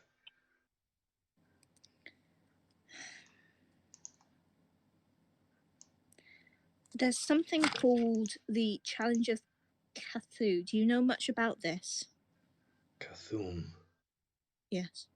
I do. It was one where a challenge to the leader. That's what Jirak's doing. He wishes to impose the right of Cthulhu. Yes. And in doing that, we can do all of these things. I just need to get the blood spear to Jirak, and I can't do that if I'm chained up. And I can't also do that as a fly, which is rather annoying. The right of Cthulhu with these slavers will only give him right of freedom. The rest of the slavers will fight among themselves, leadership. And in that time, we escape. I hope for your sake you're right. I'm not often, but we'll go with it. It's our best plan. Do you have anything else that we could do? Not that I recall. Then, trust me enough to guide you through these halls. Kind of begins to nod. Good. And then we'll see what we can do. And we'll get you back to Jirak and we'll try and find your wife. And I hear you might have a daughter? I do. But Is she here as well? no. No, she... And he kind of like squints his eyes a bit, like trying to recall a memory long forgotten. She managed to escape. Well, there we go. We'll get you out, we'll find your wife, and we'll get you back to your daughter, yeah?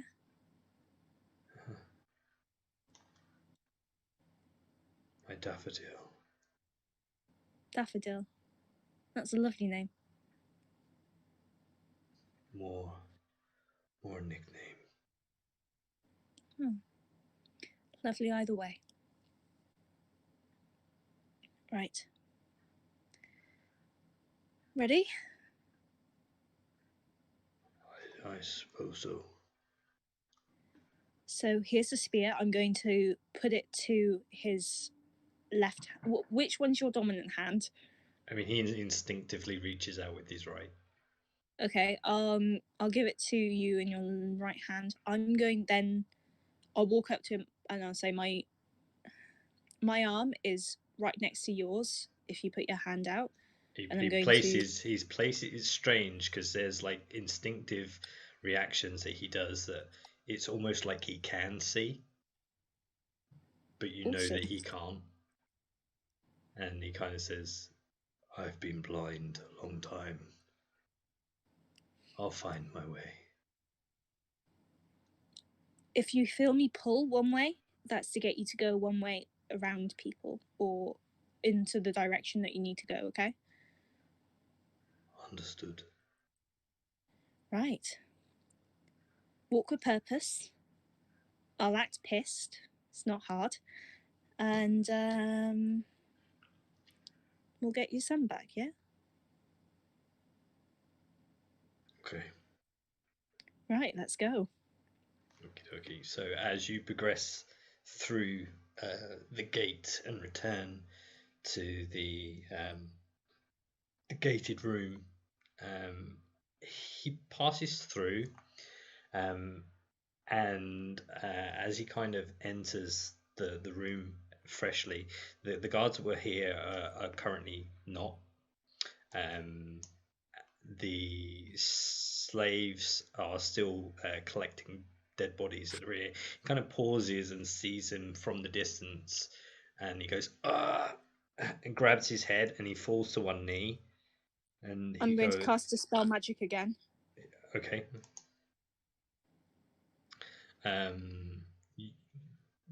Although you cast it, you kind of don't see. There's usually where you find that connection that there's that spell that you're breaking or dispelling from the atmosphere. You don't feel that grasp. But what he does in reaction is he starts to like speak, and he's like, no, and he starts looking at his hands, and he's like, what have I done? Hey, not the time. Not the time. I'm gonna kind of like. And he kind of grabs you by like your cuff of your top, and he's like, I'm responsible for my wife's death. Shit. Oh shit. Okay. I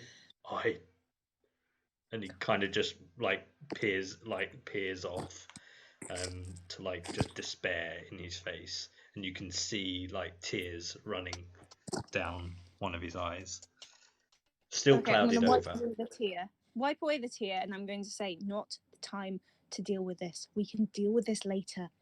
We can sort through this. We'll get you to a. We'll deal with this. Go ahead and do But me a persuasion with advantage because you're being empathetic.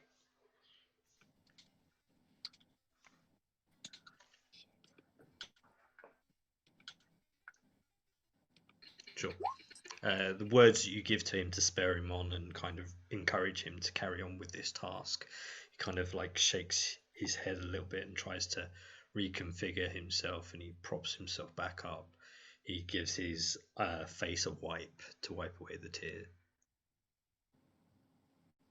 okay, so you remember that? Do you remember where the key? Do you remember if you got any keys or anything to open the gates or shackles? I don't have any keys. Okay. I was more a butcher for food in a way. Okay. Well, we'll make do. Right then. Shall we go? Proceed. Kind Cool. I'm of going. maneuvers through this space. Yep. Sure. So in the meantime, while that is all taking place, guys in the belly of the snake, what do you wish to do at this time? So Summer, you've been handed the health potion, I believe.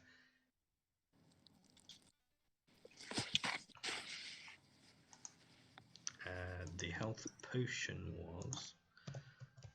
And the knuckle dust. Oh yeah. What do I roll for this potion? Give me a second to recall which one it was, because it was definitely not a common. It was more than that, but I can't remember which of the ones I decided.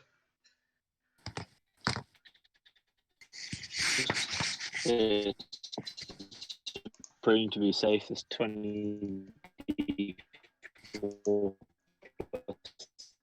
No one can hear me.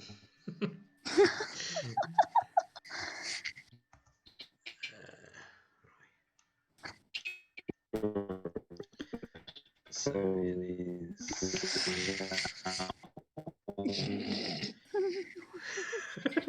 is great on the other end. I love this.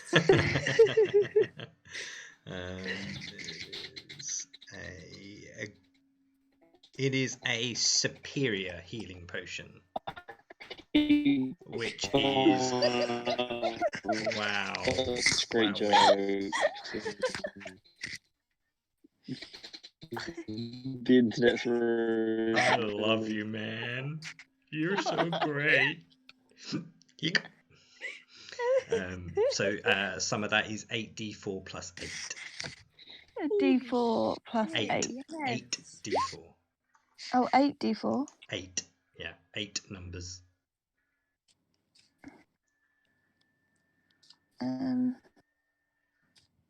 So you can roll another 7 of them. Yeah.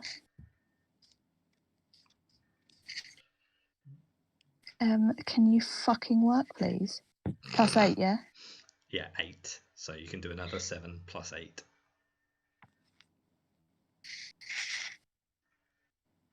Okay. So yeah. 28 total. Ooh. Boop, boop.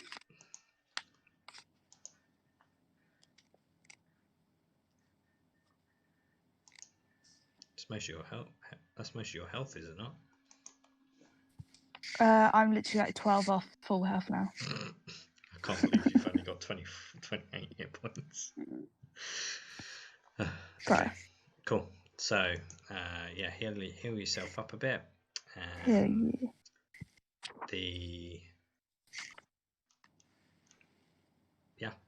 You see in the distance, Jirak, you see Vordok seems to be doing like the rounds a little bit. He's kind of checking into cages, checking in with guards, going around and kicking a few slaves as he passes. I have the power. You might need to shuffle out a different figure. Might need to sober up See a my bit. dad, I'm gonna kick the shit out of him. Oh, we got to the end bit. Oh, There right. we You're go. going to kick the shit out of who? I know. Talking to Clarence. Now. Talking to Clarence about. Still bad? Yeah, thought so. Just there. I got you. Saying how. Yep. Saying how next time I see my dad, I'm gonna kick the shit out of him. He sucks. He's not great at all. Completely unaware of the fact that apparently he's been cured. But if I see Vordok, I'm gonna shut up because I'm gonna wait until I have the blood spear in my hand before I challenge you. Okay. I'm gonna pretend to be really injured and be like, "Oh, woe is me." I'll rub shit all over myself to make it look like I've had an accident. You're all disgusting. All of you. No. It's not my shit. It's fine. That doesn't make it better. So a little while passes, and you do see the figure of your father emerge from the gap, one-handedly holding and pulling along a said Goblana. I'm gonna just Goblana straight in the face and like try and make eye contact and do like eyebrows, like you good? I'll do a small nod and then I'll continue going. No, come fuck off! Get off of me, you little shit! And like try and pull towards Jirag gently, but like making it look horrendous. Yeah, sure. So you get to about you're just like wink.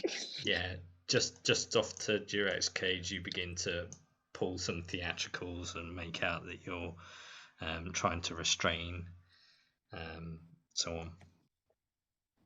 To get out of the way, and then as soon as I get close enough to Jirag's cage to give him the spear, I'm going to quickly take it out of Jirag's father's hand and put it straight through, and then yell Vordok. Okay. So as you do this and you yell Vordok, seeing him do the rounds, you hear like unsheathing of many weapons around you. You hear the strings of bows tightening as arrows are now trained on you from almost every direction. And I'm going to look around, wave, and turn into a fly.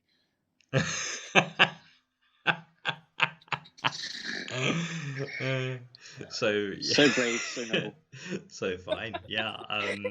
You see Vordok kind of look mysteriously like all around as if to say, where the fuck, like, and then head down this way and say, what's going on? Where's the prisoner? And almost like shoves, one-armed shoves Yura. I'm gonna fly to the other side of the area and go over here, turn back into a human and go over here, lardass, and then turn back into a fly again. Love this. It says, what is the meaning of this? What is going on?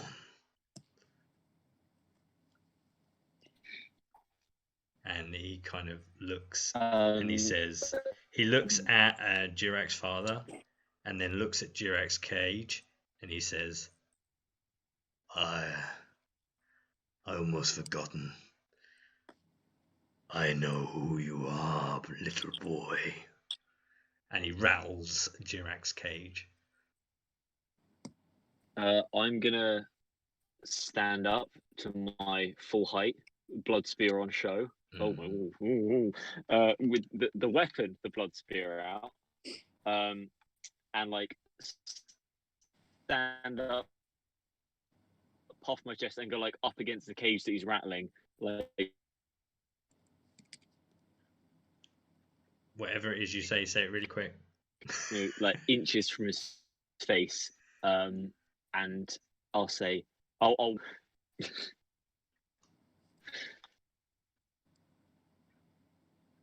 No. So close. Whatever the God damn punchline it. is, say it really quick. I invoke the right of Tharkum. And he kind of Bitch. tilts his head in surprise, and he begins to laugh.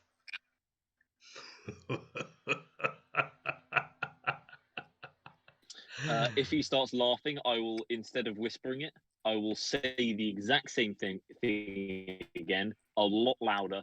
Yeah, no worries. Every He single orc to hear. then just turns around to like parades his like muscular form in front of everyone around him and says, "I welcome it." And he says, "Prepare the chamber." And you hear like a bunch of slaves begin to run off in a direction. And he says, "Take the prisoner. Prepare him." And he begins to walk off.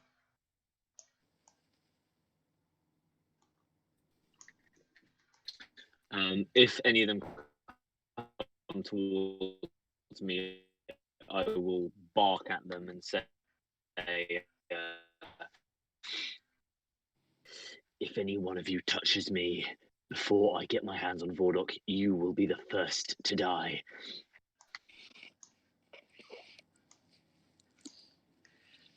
One of the guards begins to unlock the gate and says, "Calm down, Petal. This is tradition. You're free to walk to the chamber.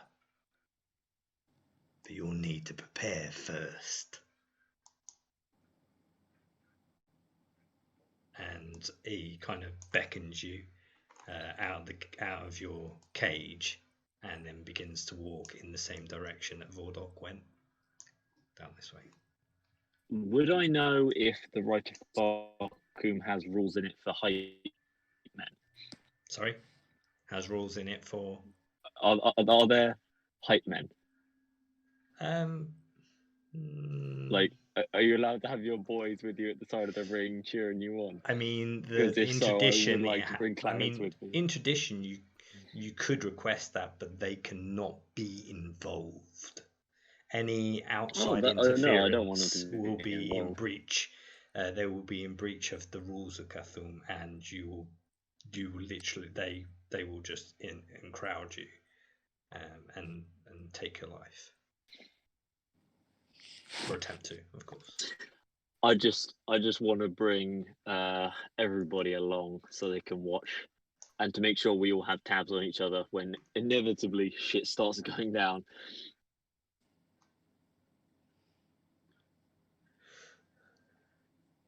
If it helps, Lana will follow you. I'll bring everyone if I can. You can bring one. If they will, if I is Lana a fly currently? Yeah. She cannot be a fly if that helps. No, you stay as a fly because then they won't know that I'm actually bringing two.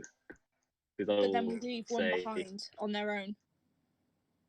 As you exit your cage and you're discussing this with the guard, you will see out the peripheral vision your father, and you will see that there is like a damp trail of moisture down one of his eyes.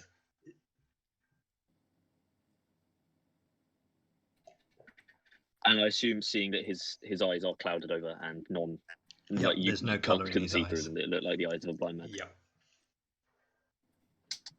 I'll take like a big, like one of those deep breaths that you do, like when you're trying not to cry. You go like, okay, like the really big throaty breath. Mm-hmm. I'll do one of them. I'm like, okay, right, I'm gonna tackle that one. I'm done. I'll look for the nearest fly that isn't Lana and say thank you so much.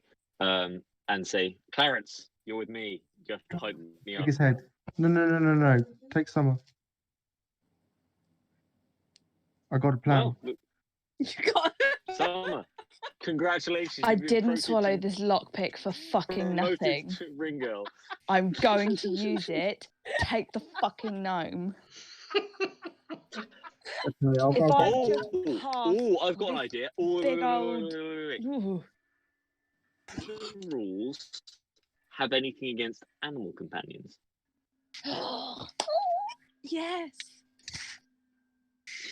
No. I turn to the orc, chin up, like talking so brutishly that my spit is hitting him in the face. I want my fucking cat. Kind of like begrudgingly like screws up his face and goes, huh, and then moves along and kind of points to the other one and like points using one hand and then like points in like swings across his body pointing in another direction, and you see one of them kind of acknowledge clearly what he's trying to say and nods and then dashes off. I'll like whisper out the side of my mouth, Lana, if you've got any more healing spells in you. Front flip. Sick ass. It's not the fly that I thought Lana was. Like, oh shit, you're that one. Sorry. Another one followed by me, who's covered in shit. I will start like stretching and getting ready and doing like shadow boxing and shit, like when they're doing the ring walk. Yeah. They're getting hyped up, doing stretches and that sort of thing, getting ready to get ready to fight for my life. You know the entrances on like the WWE games. Yeah. Yeah. The screens going off, fireworks and shit. But I'm thinking like the Monster Factory ones that they're doing. Oh, you meant what? Where they have like all of the screens turned off to complete silence.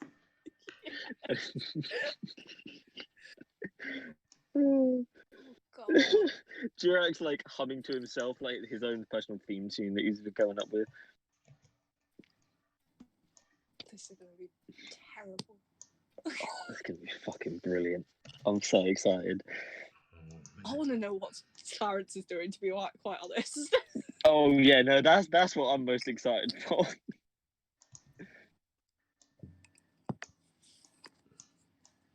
Just setting up the sheet. Hold on. I'm gonna land on Jirak's shoulder and go with them because I feel like the other two have it in hand in their own little way. Someone needs to look after the idiots. So I'm guessing you just well, now. we all know the number one rule of D&D is split the party. Oh, of course. I'm guessing you're literally just following the rest of the guards to prepare yourself for the battle.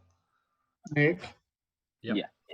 I would like to clarify that I'm taking a short rest. I'm just sitting down, taking a short rest with the ring of telekinesis. Yep. And the tuning. Shit. Okay.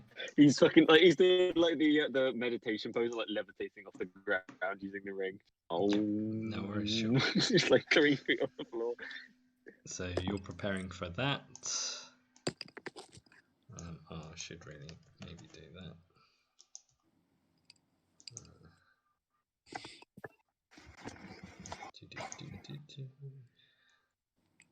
I will put Lana. Am I just going to need behind to reattune to my knuckles? Oh yeah.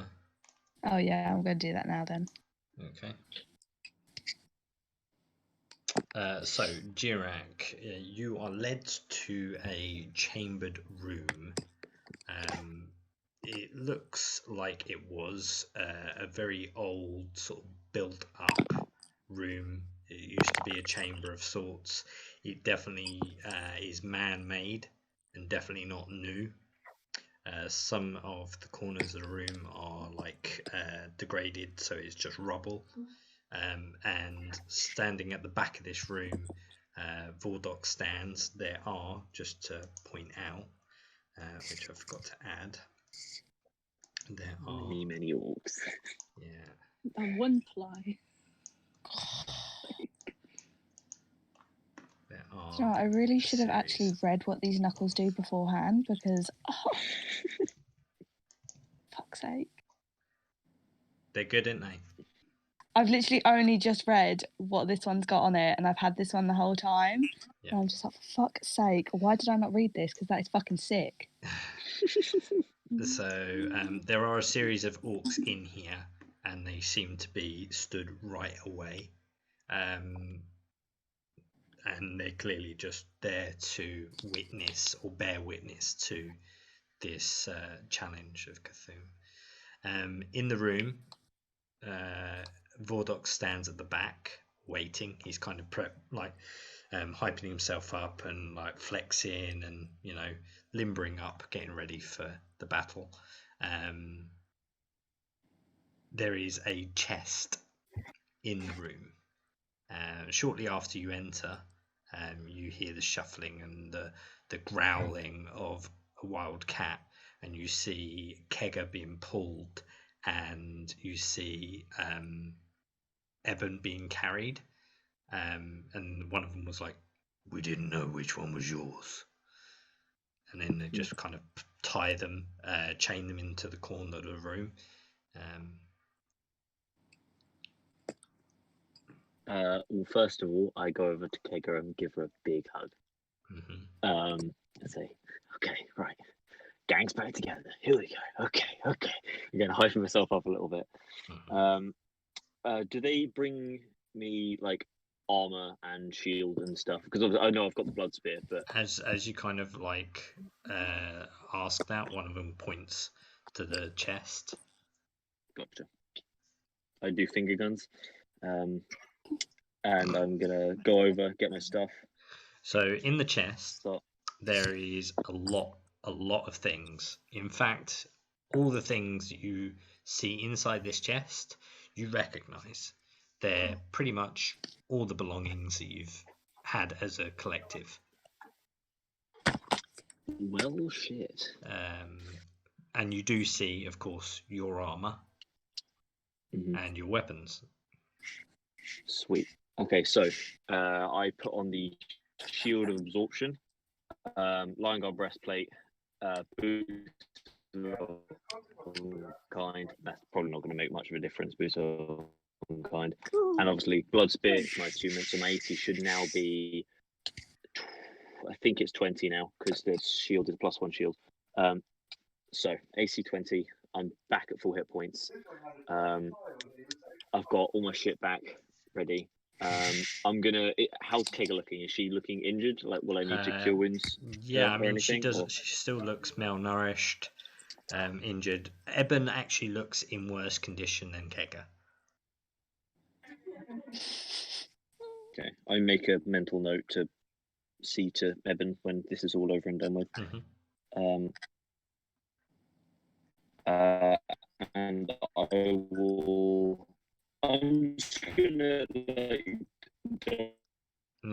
check mostly with you, but also the people on the side of the ring. Am I allowed to have Kegger join in the fight with me? Does she count as an extension of myself, or is it literally just like one-on-one? We're just gonna stab the shit out of each other? This is a one-on-one. One-on-one. No pets. Okay. It's like a shitty hotel. Any outside interference will be classed as breach. Okay. So as you're donning on your gear and you're getting prepared and you're attuning to your weapon, does magic items count as outside interference? No, you have your weapon and your magical items, so that's fine. Jirak. Cool. Pin. Cool. I've got a pin that will give you +1 to armor. Oh, the brooch thing of protection. Cool. Oh, this is the scarab one. Yes, sure, I'll put it on right now. Put it on, cool. No, I'm packed full of attunement slots, unfortunately. So I don't think I can. Unless it's not attunement, and in which case I'll get like all the good shit and put it on. I'll have like 8 rings. I've got the other knuckle duster underneath the shield. Just good luck. Nick, even though we're not there, can we watch the fight? Hold on. While this is going on, while you're preparing, of course, that takes quite a period of time.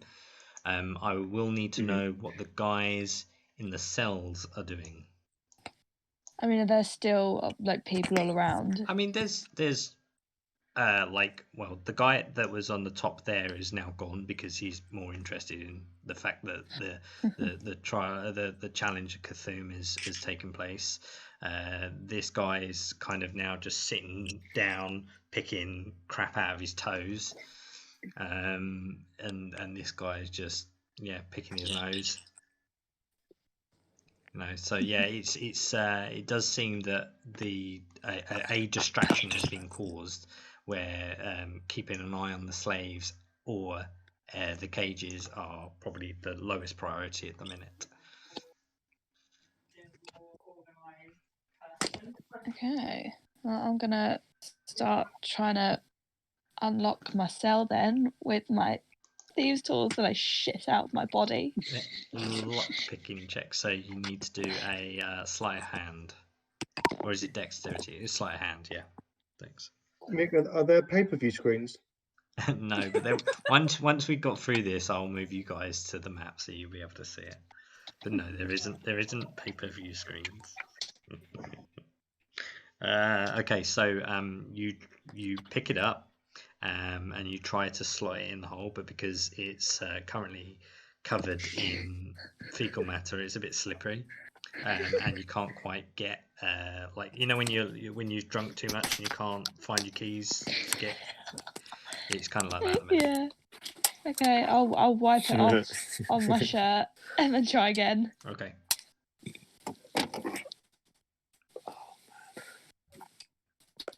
You're a cunt. No, it's first time you've really had to deal with these, and you're really not inept with them.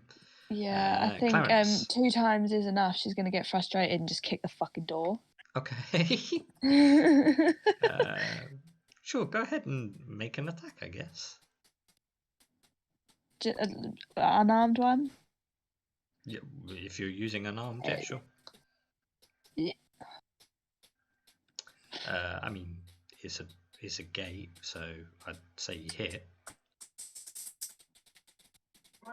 Yeah, you bend some of the bars a bit, but it's still locked. Clarence, you do notice, of course, that the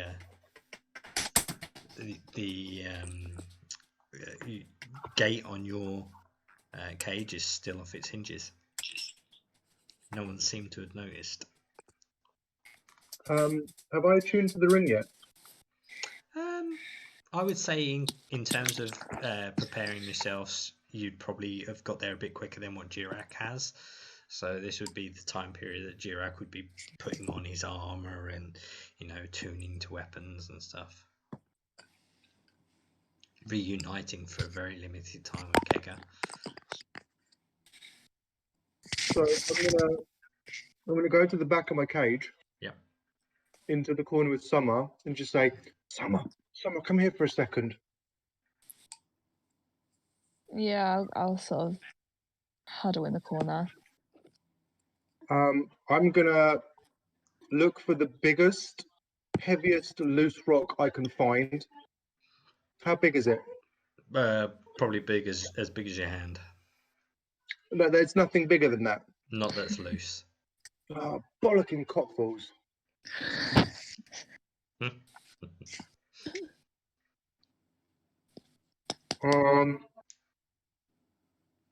Oh, that ruins everything then. That was my whole plan, was to kill everything with a giant rock. For fuck's sake. Can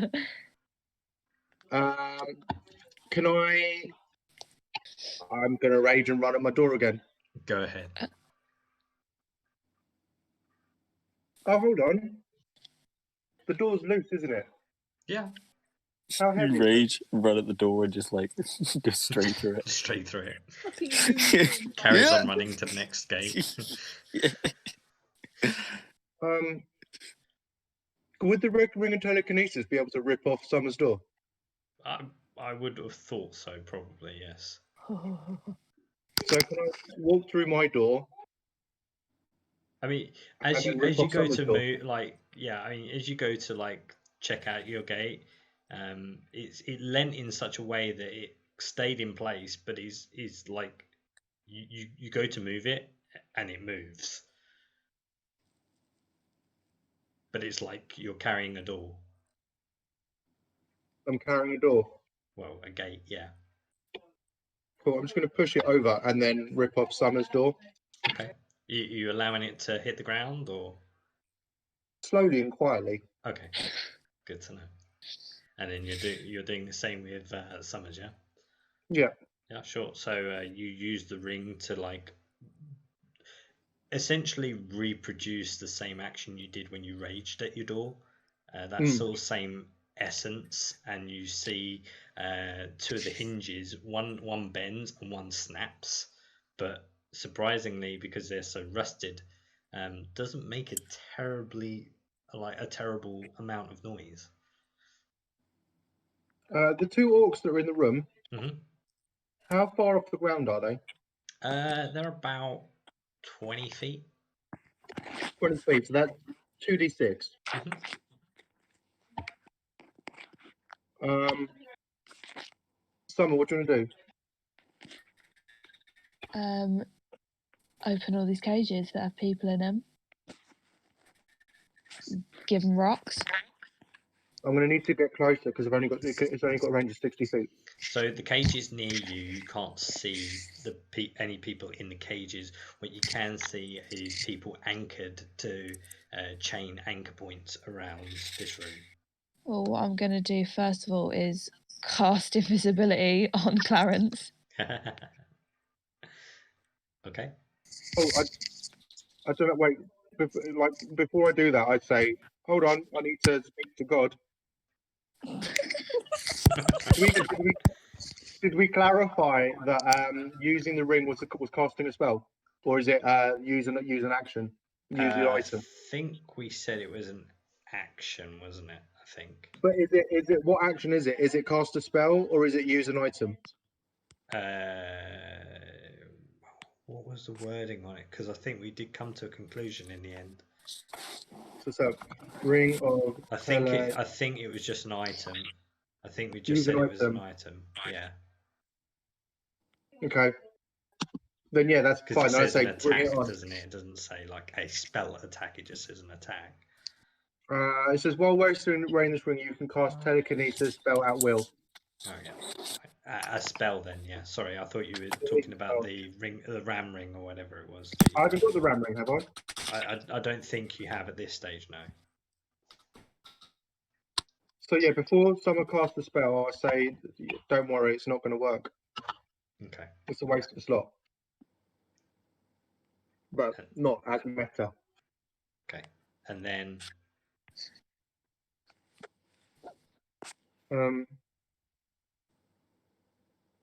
So.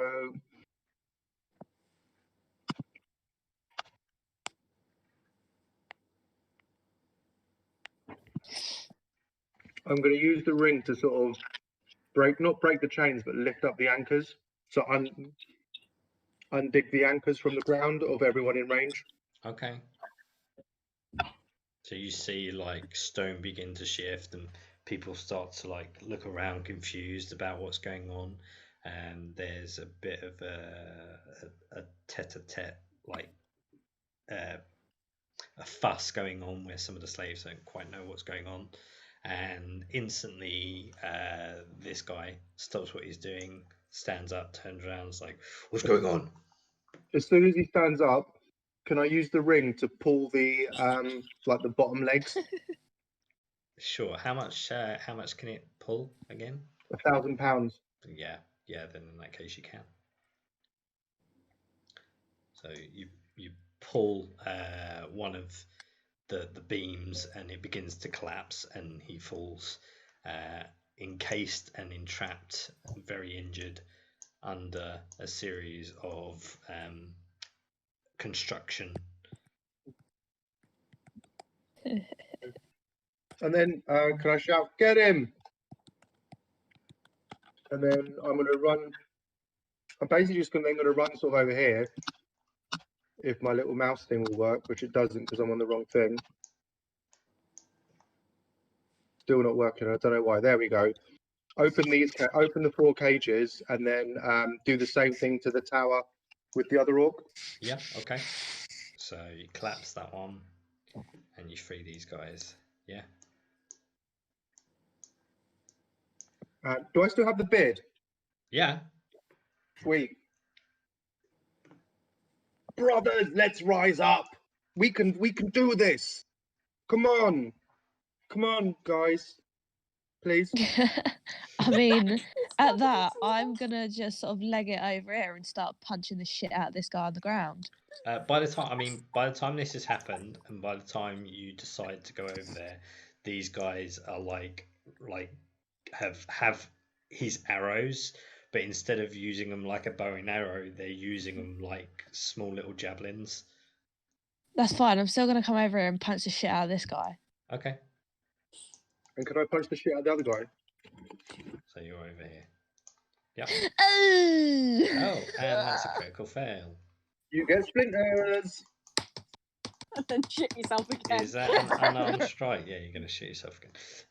Fucking fact. I'm already covered in shit. It doesn't matter. 1d20, The arc. please.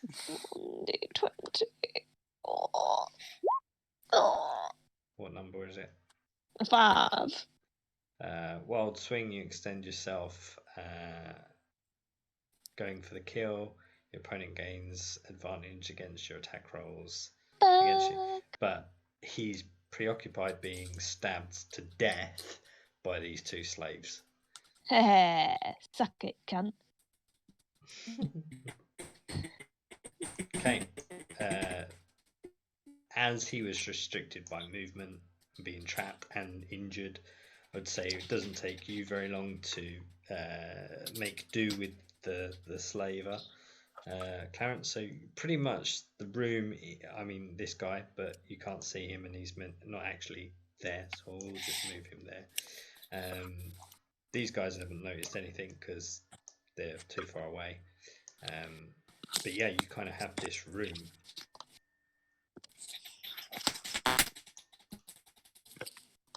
I'm going to kind of look around sheepishly and kind of say, this is as far as my plan goes. I don't know what I'm doing now. Yeah. I don't know what.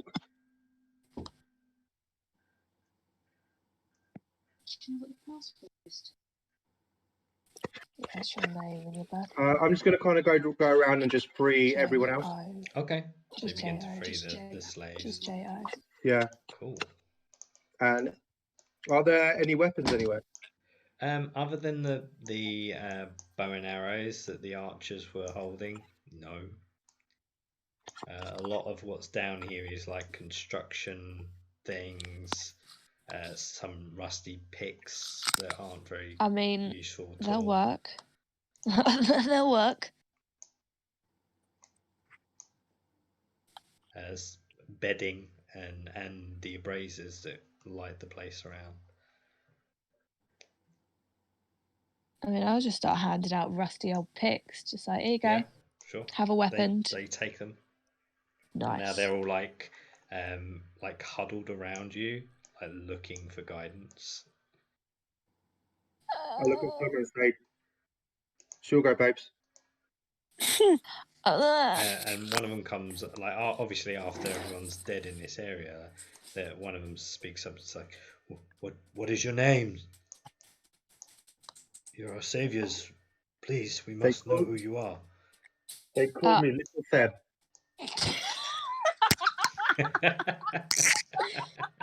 I was gonna like really cheesy like high five him until he said that, and I'm just like, no, I don't want to high five you.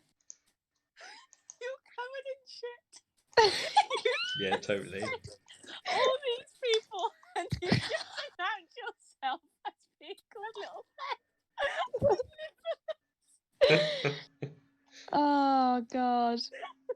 I'm sort of just gonna, names don't matter. Are there any more? Are there any more slaves? Is there any more people that need to be unchained? There's many. You have the miner's chamber. Where's that? Oh my god. That way, and they point off to like up there were talks of someone in the ruin, and they kind of point off in that direction. Well, ready your weapons, let's fucking go.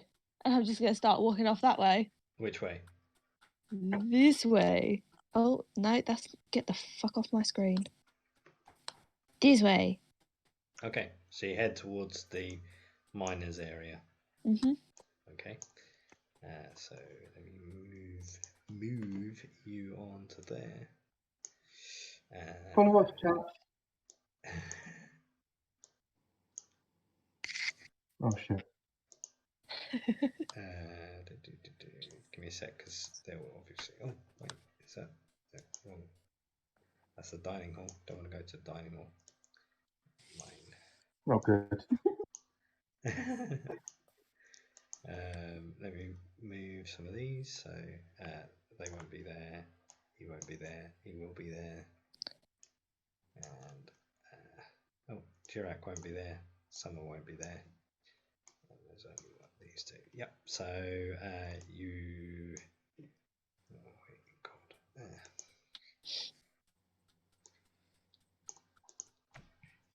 So because this is like the mining hall. Yep. Are there bigger rocks? Only whatever's been mined. So there may be a larger chunk, yes. Can I use that to kill everyone that's green? Anyone that's green. Yeah. Sure. Thanks. Thank you. No. That's what I thought, mate. Yeah. Yeah. Do you know what? I really love you, Chuck.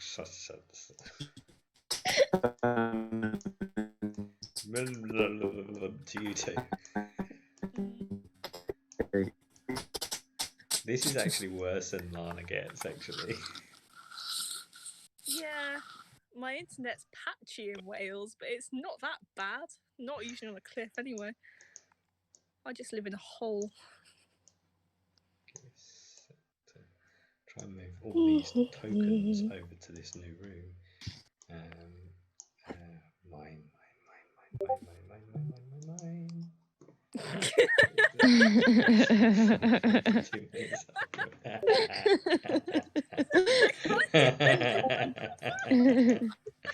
That's brilliant.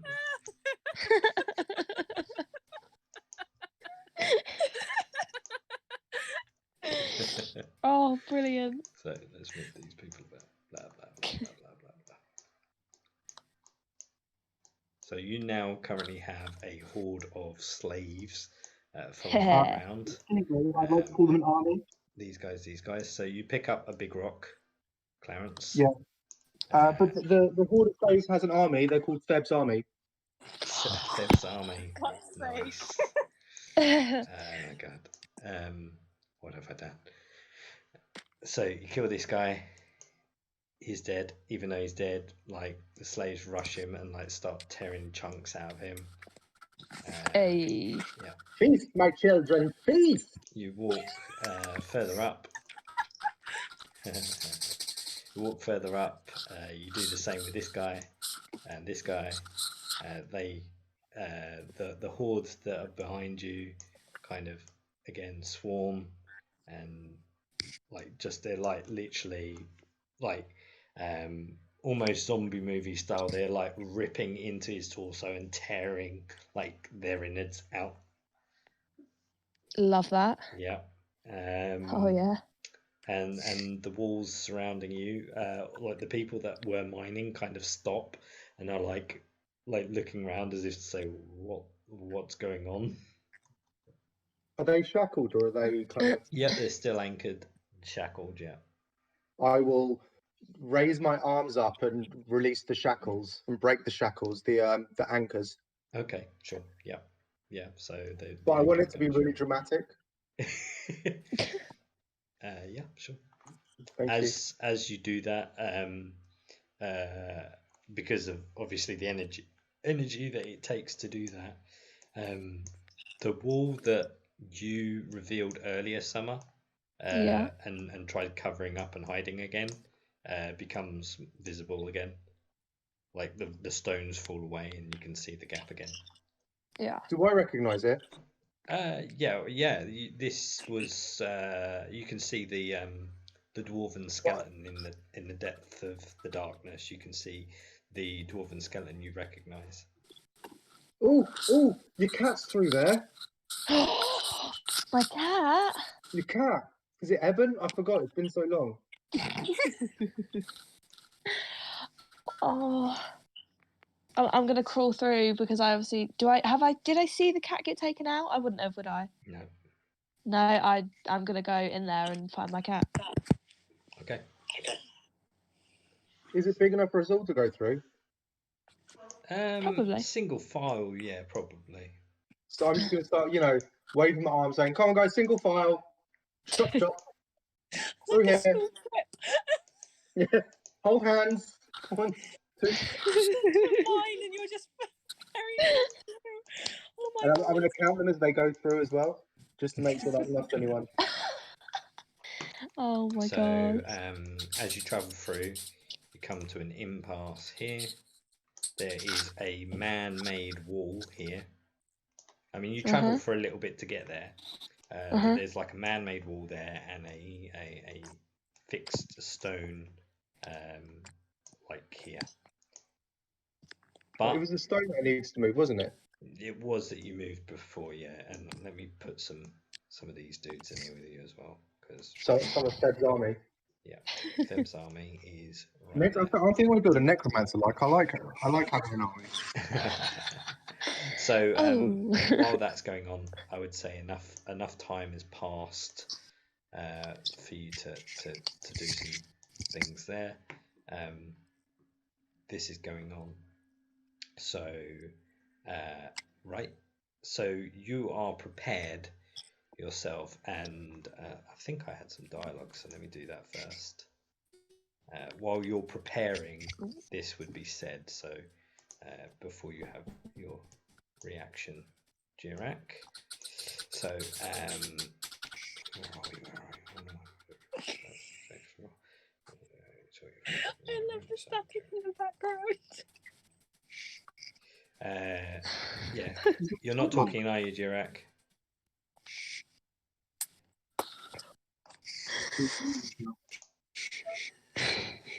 Are you live, Jirak? Not Okay, even good. saying. Not even saying anything. Good. Okay, cool. Kimberly.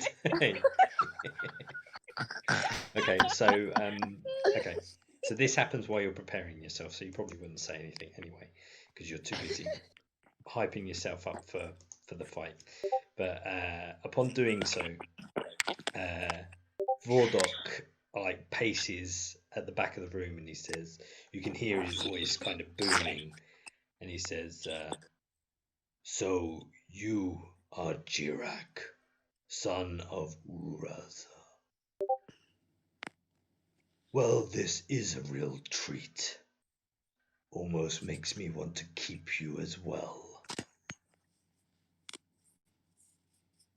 Let me tell you a story, young Jirak. I once took pride raiding your home village and taking many of your clan. The useless were slaughtered. The days that followed, we took your kind and sold them to many. They fetched a good price in the pits. Your father was a disappointment, but your mother was a marvel. Undefeated, time and time again. Then I had a lightning bolt of an idea. One that many would pay a grand sum of gold to watch. Husband and wife versus champions around pits of Tal'Dorei. Safe to say your mother was not happy about this. Fights passed, and your mother defended Jerusa like a defenseless child. But then things came interesting. He became capable, mildly at first. Better, even with his sight that held him back. But it drew in a crowd. I came across a plot that I was lucky enough to become part of. I was approached by a tiefling named Makaleth. He told me of an impending end to Tal'Dorei as we know it, and if I become part of it, then I would have my slice of the aftermath. Handed to me a trinket, the ability to bend the mind of one I chose. I set out a fight of the ages, husband and wife. The gold pulling in was out of this world. Your mother did not stand for this, stating she would rather not fight the love of her life. Stop laughing, you gits. It's just because Ollie dropped out, so you're just talking to He's yourself. going to have to catch up, isn't he? I've lost my place now, you fucks.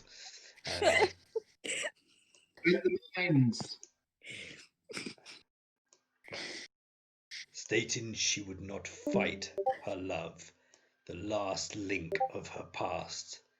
That was until they were in the pit. Uraz entered the ring. Your mother dropped her weapons, and Uraz, now under my will, took to her like a butcher to cattle. I had no idea. She must have noticed his sight was back, and something was wrong. She defended and tried to reason with her father, your father, until her heart broke, and Uraz took the final blow, ending her life. So before I kill you, child, know I may have been your father's hand and took your mother's life. It was my will that made it possible. Jack was right. This is fun. Fucking Jack. If the unlikely event that you are to finish me off, then you and your compatriots will walk free. The slavers will fight amongst themselves for leadership. But that won't happen.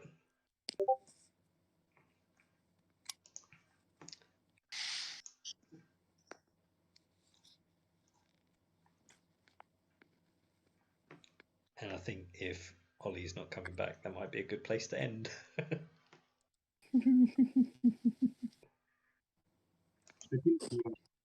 It's the fact you had just started the deep lore and you just fucked off. Do you realise how long it took me to write that? And you didn't even listen to it. At least it's on the audio. Well, thanks for getting to this bit, guys. Fuckers. Hello, Ollie. Hello, hi. How's it going, everyone? I think we're calling it a night.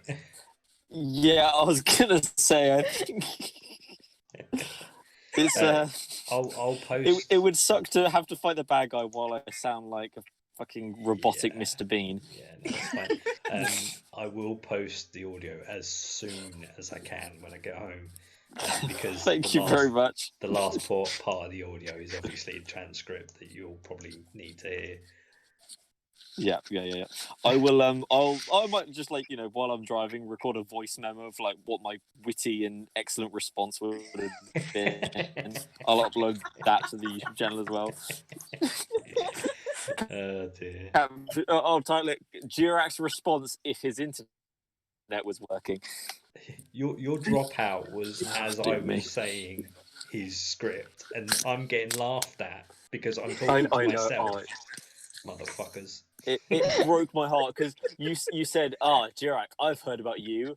Maybe I'll keep you as a pet as well. And then just nothing. I was like, fuck. All the times are going to cut out. Like, it didn't cut out when Clarence was vibrantly describing him rubbing shit all over his body and masturbating in the corner. It didn't cut out for the incredible lore dumps and the fucking slave revolution that was going on. Oh dear, oh dear. Right, well, I'm going to call it a night there and stop recording.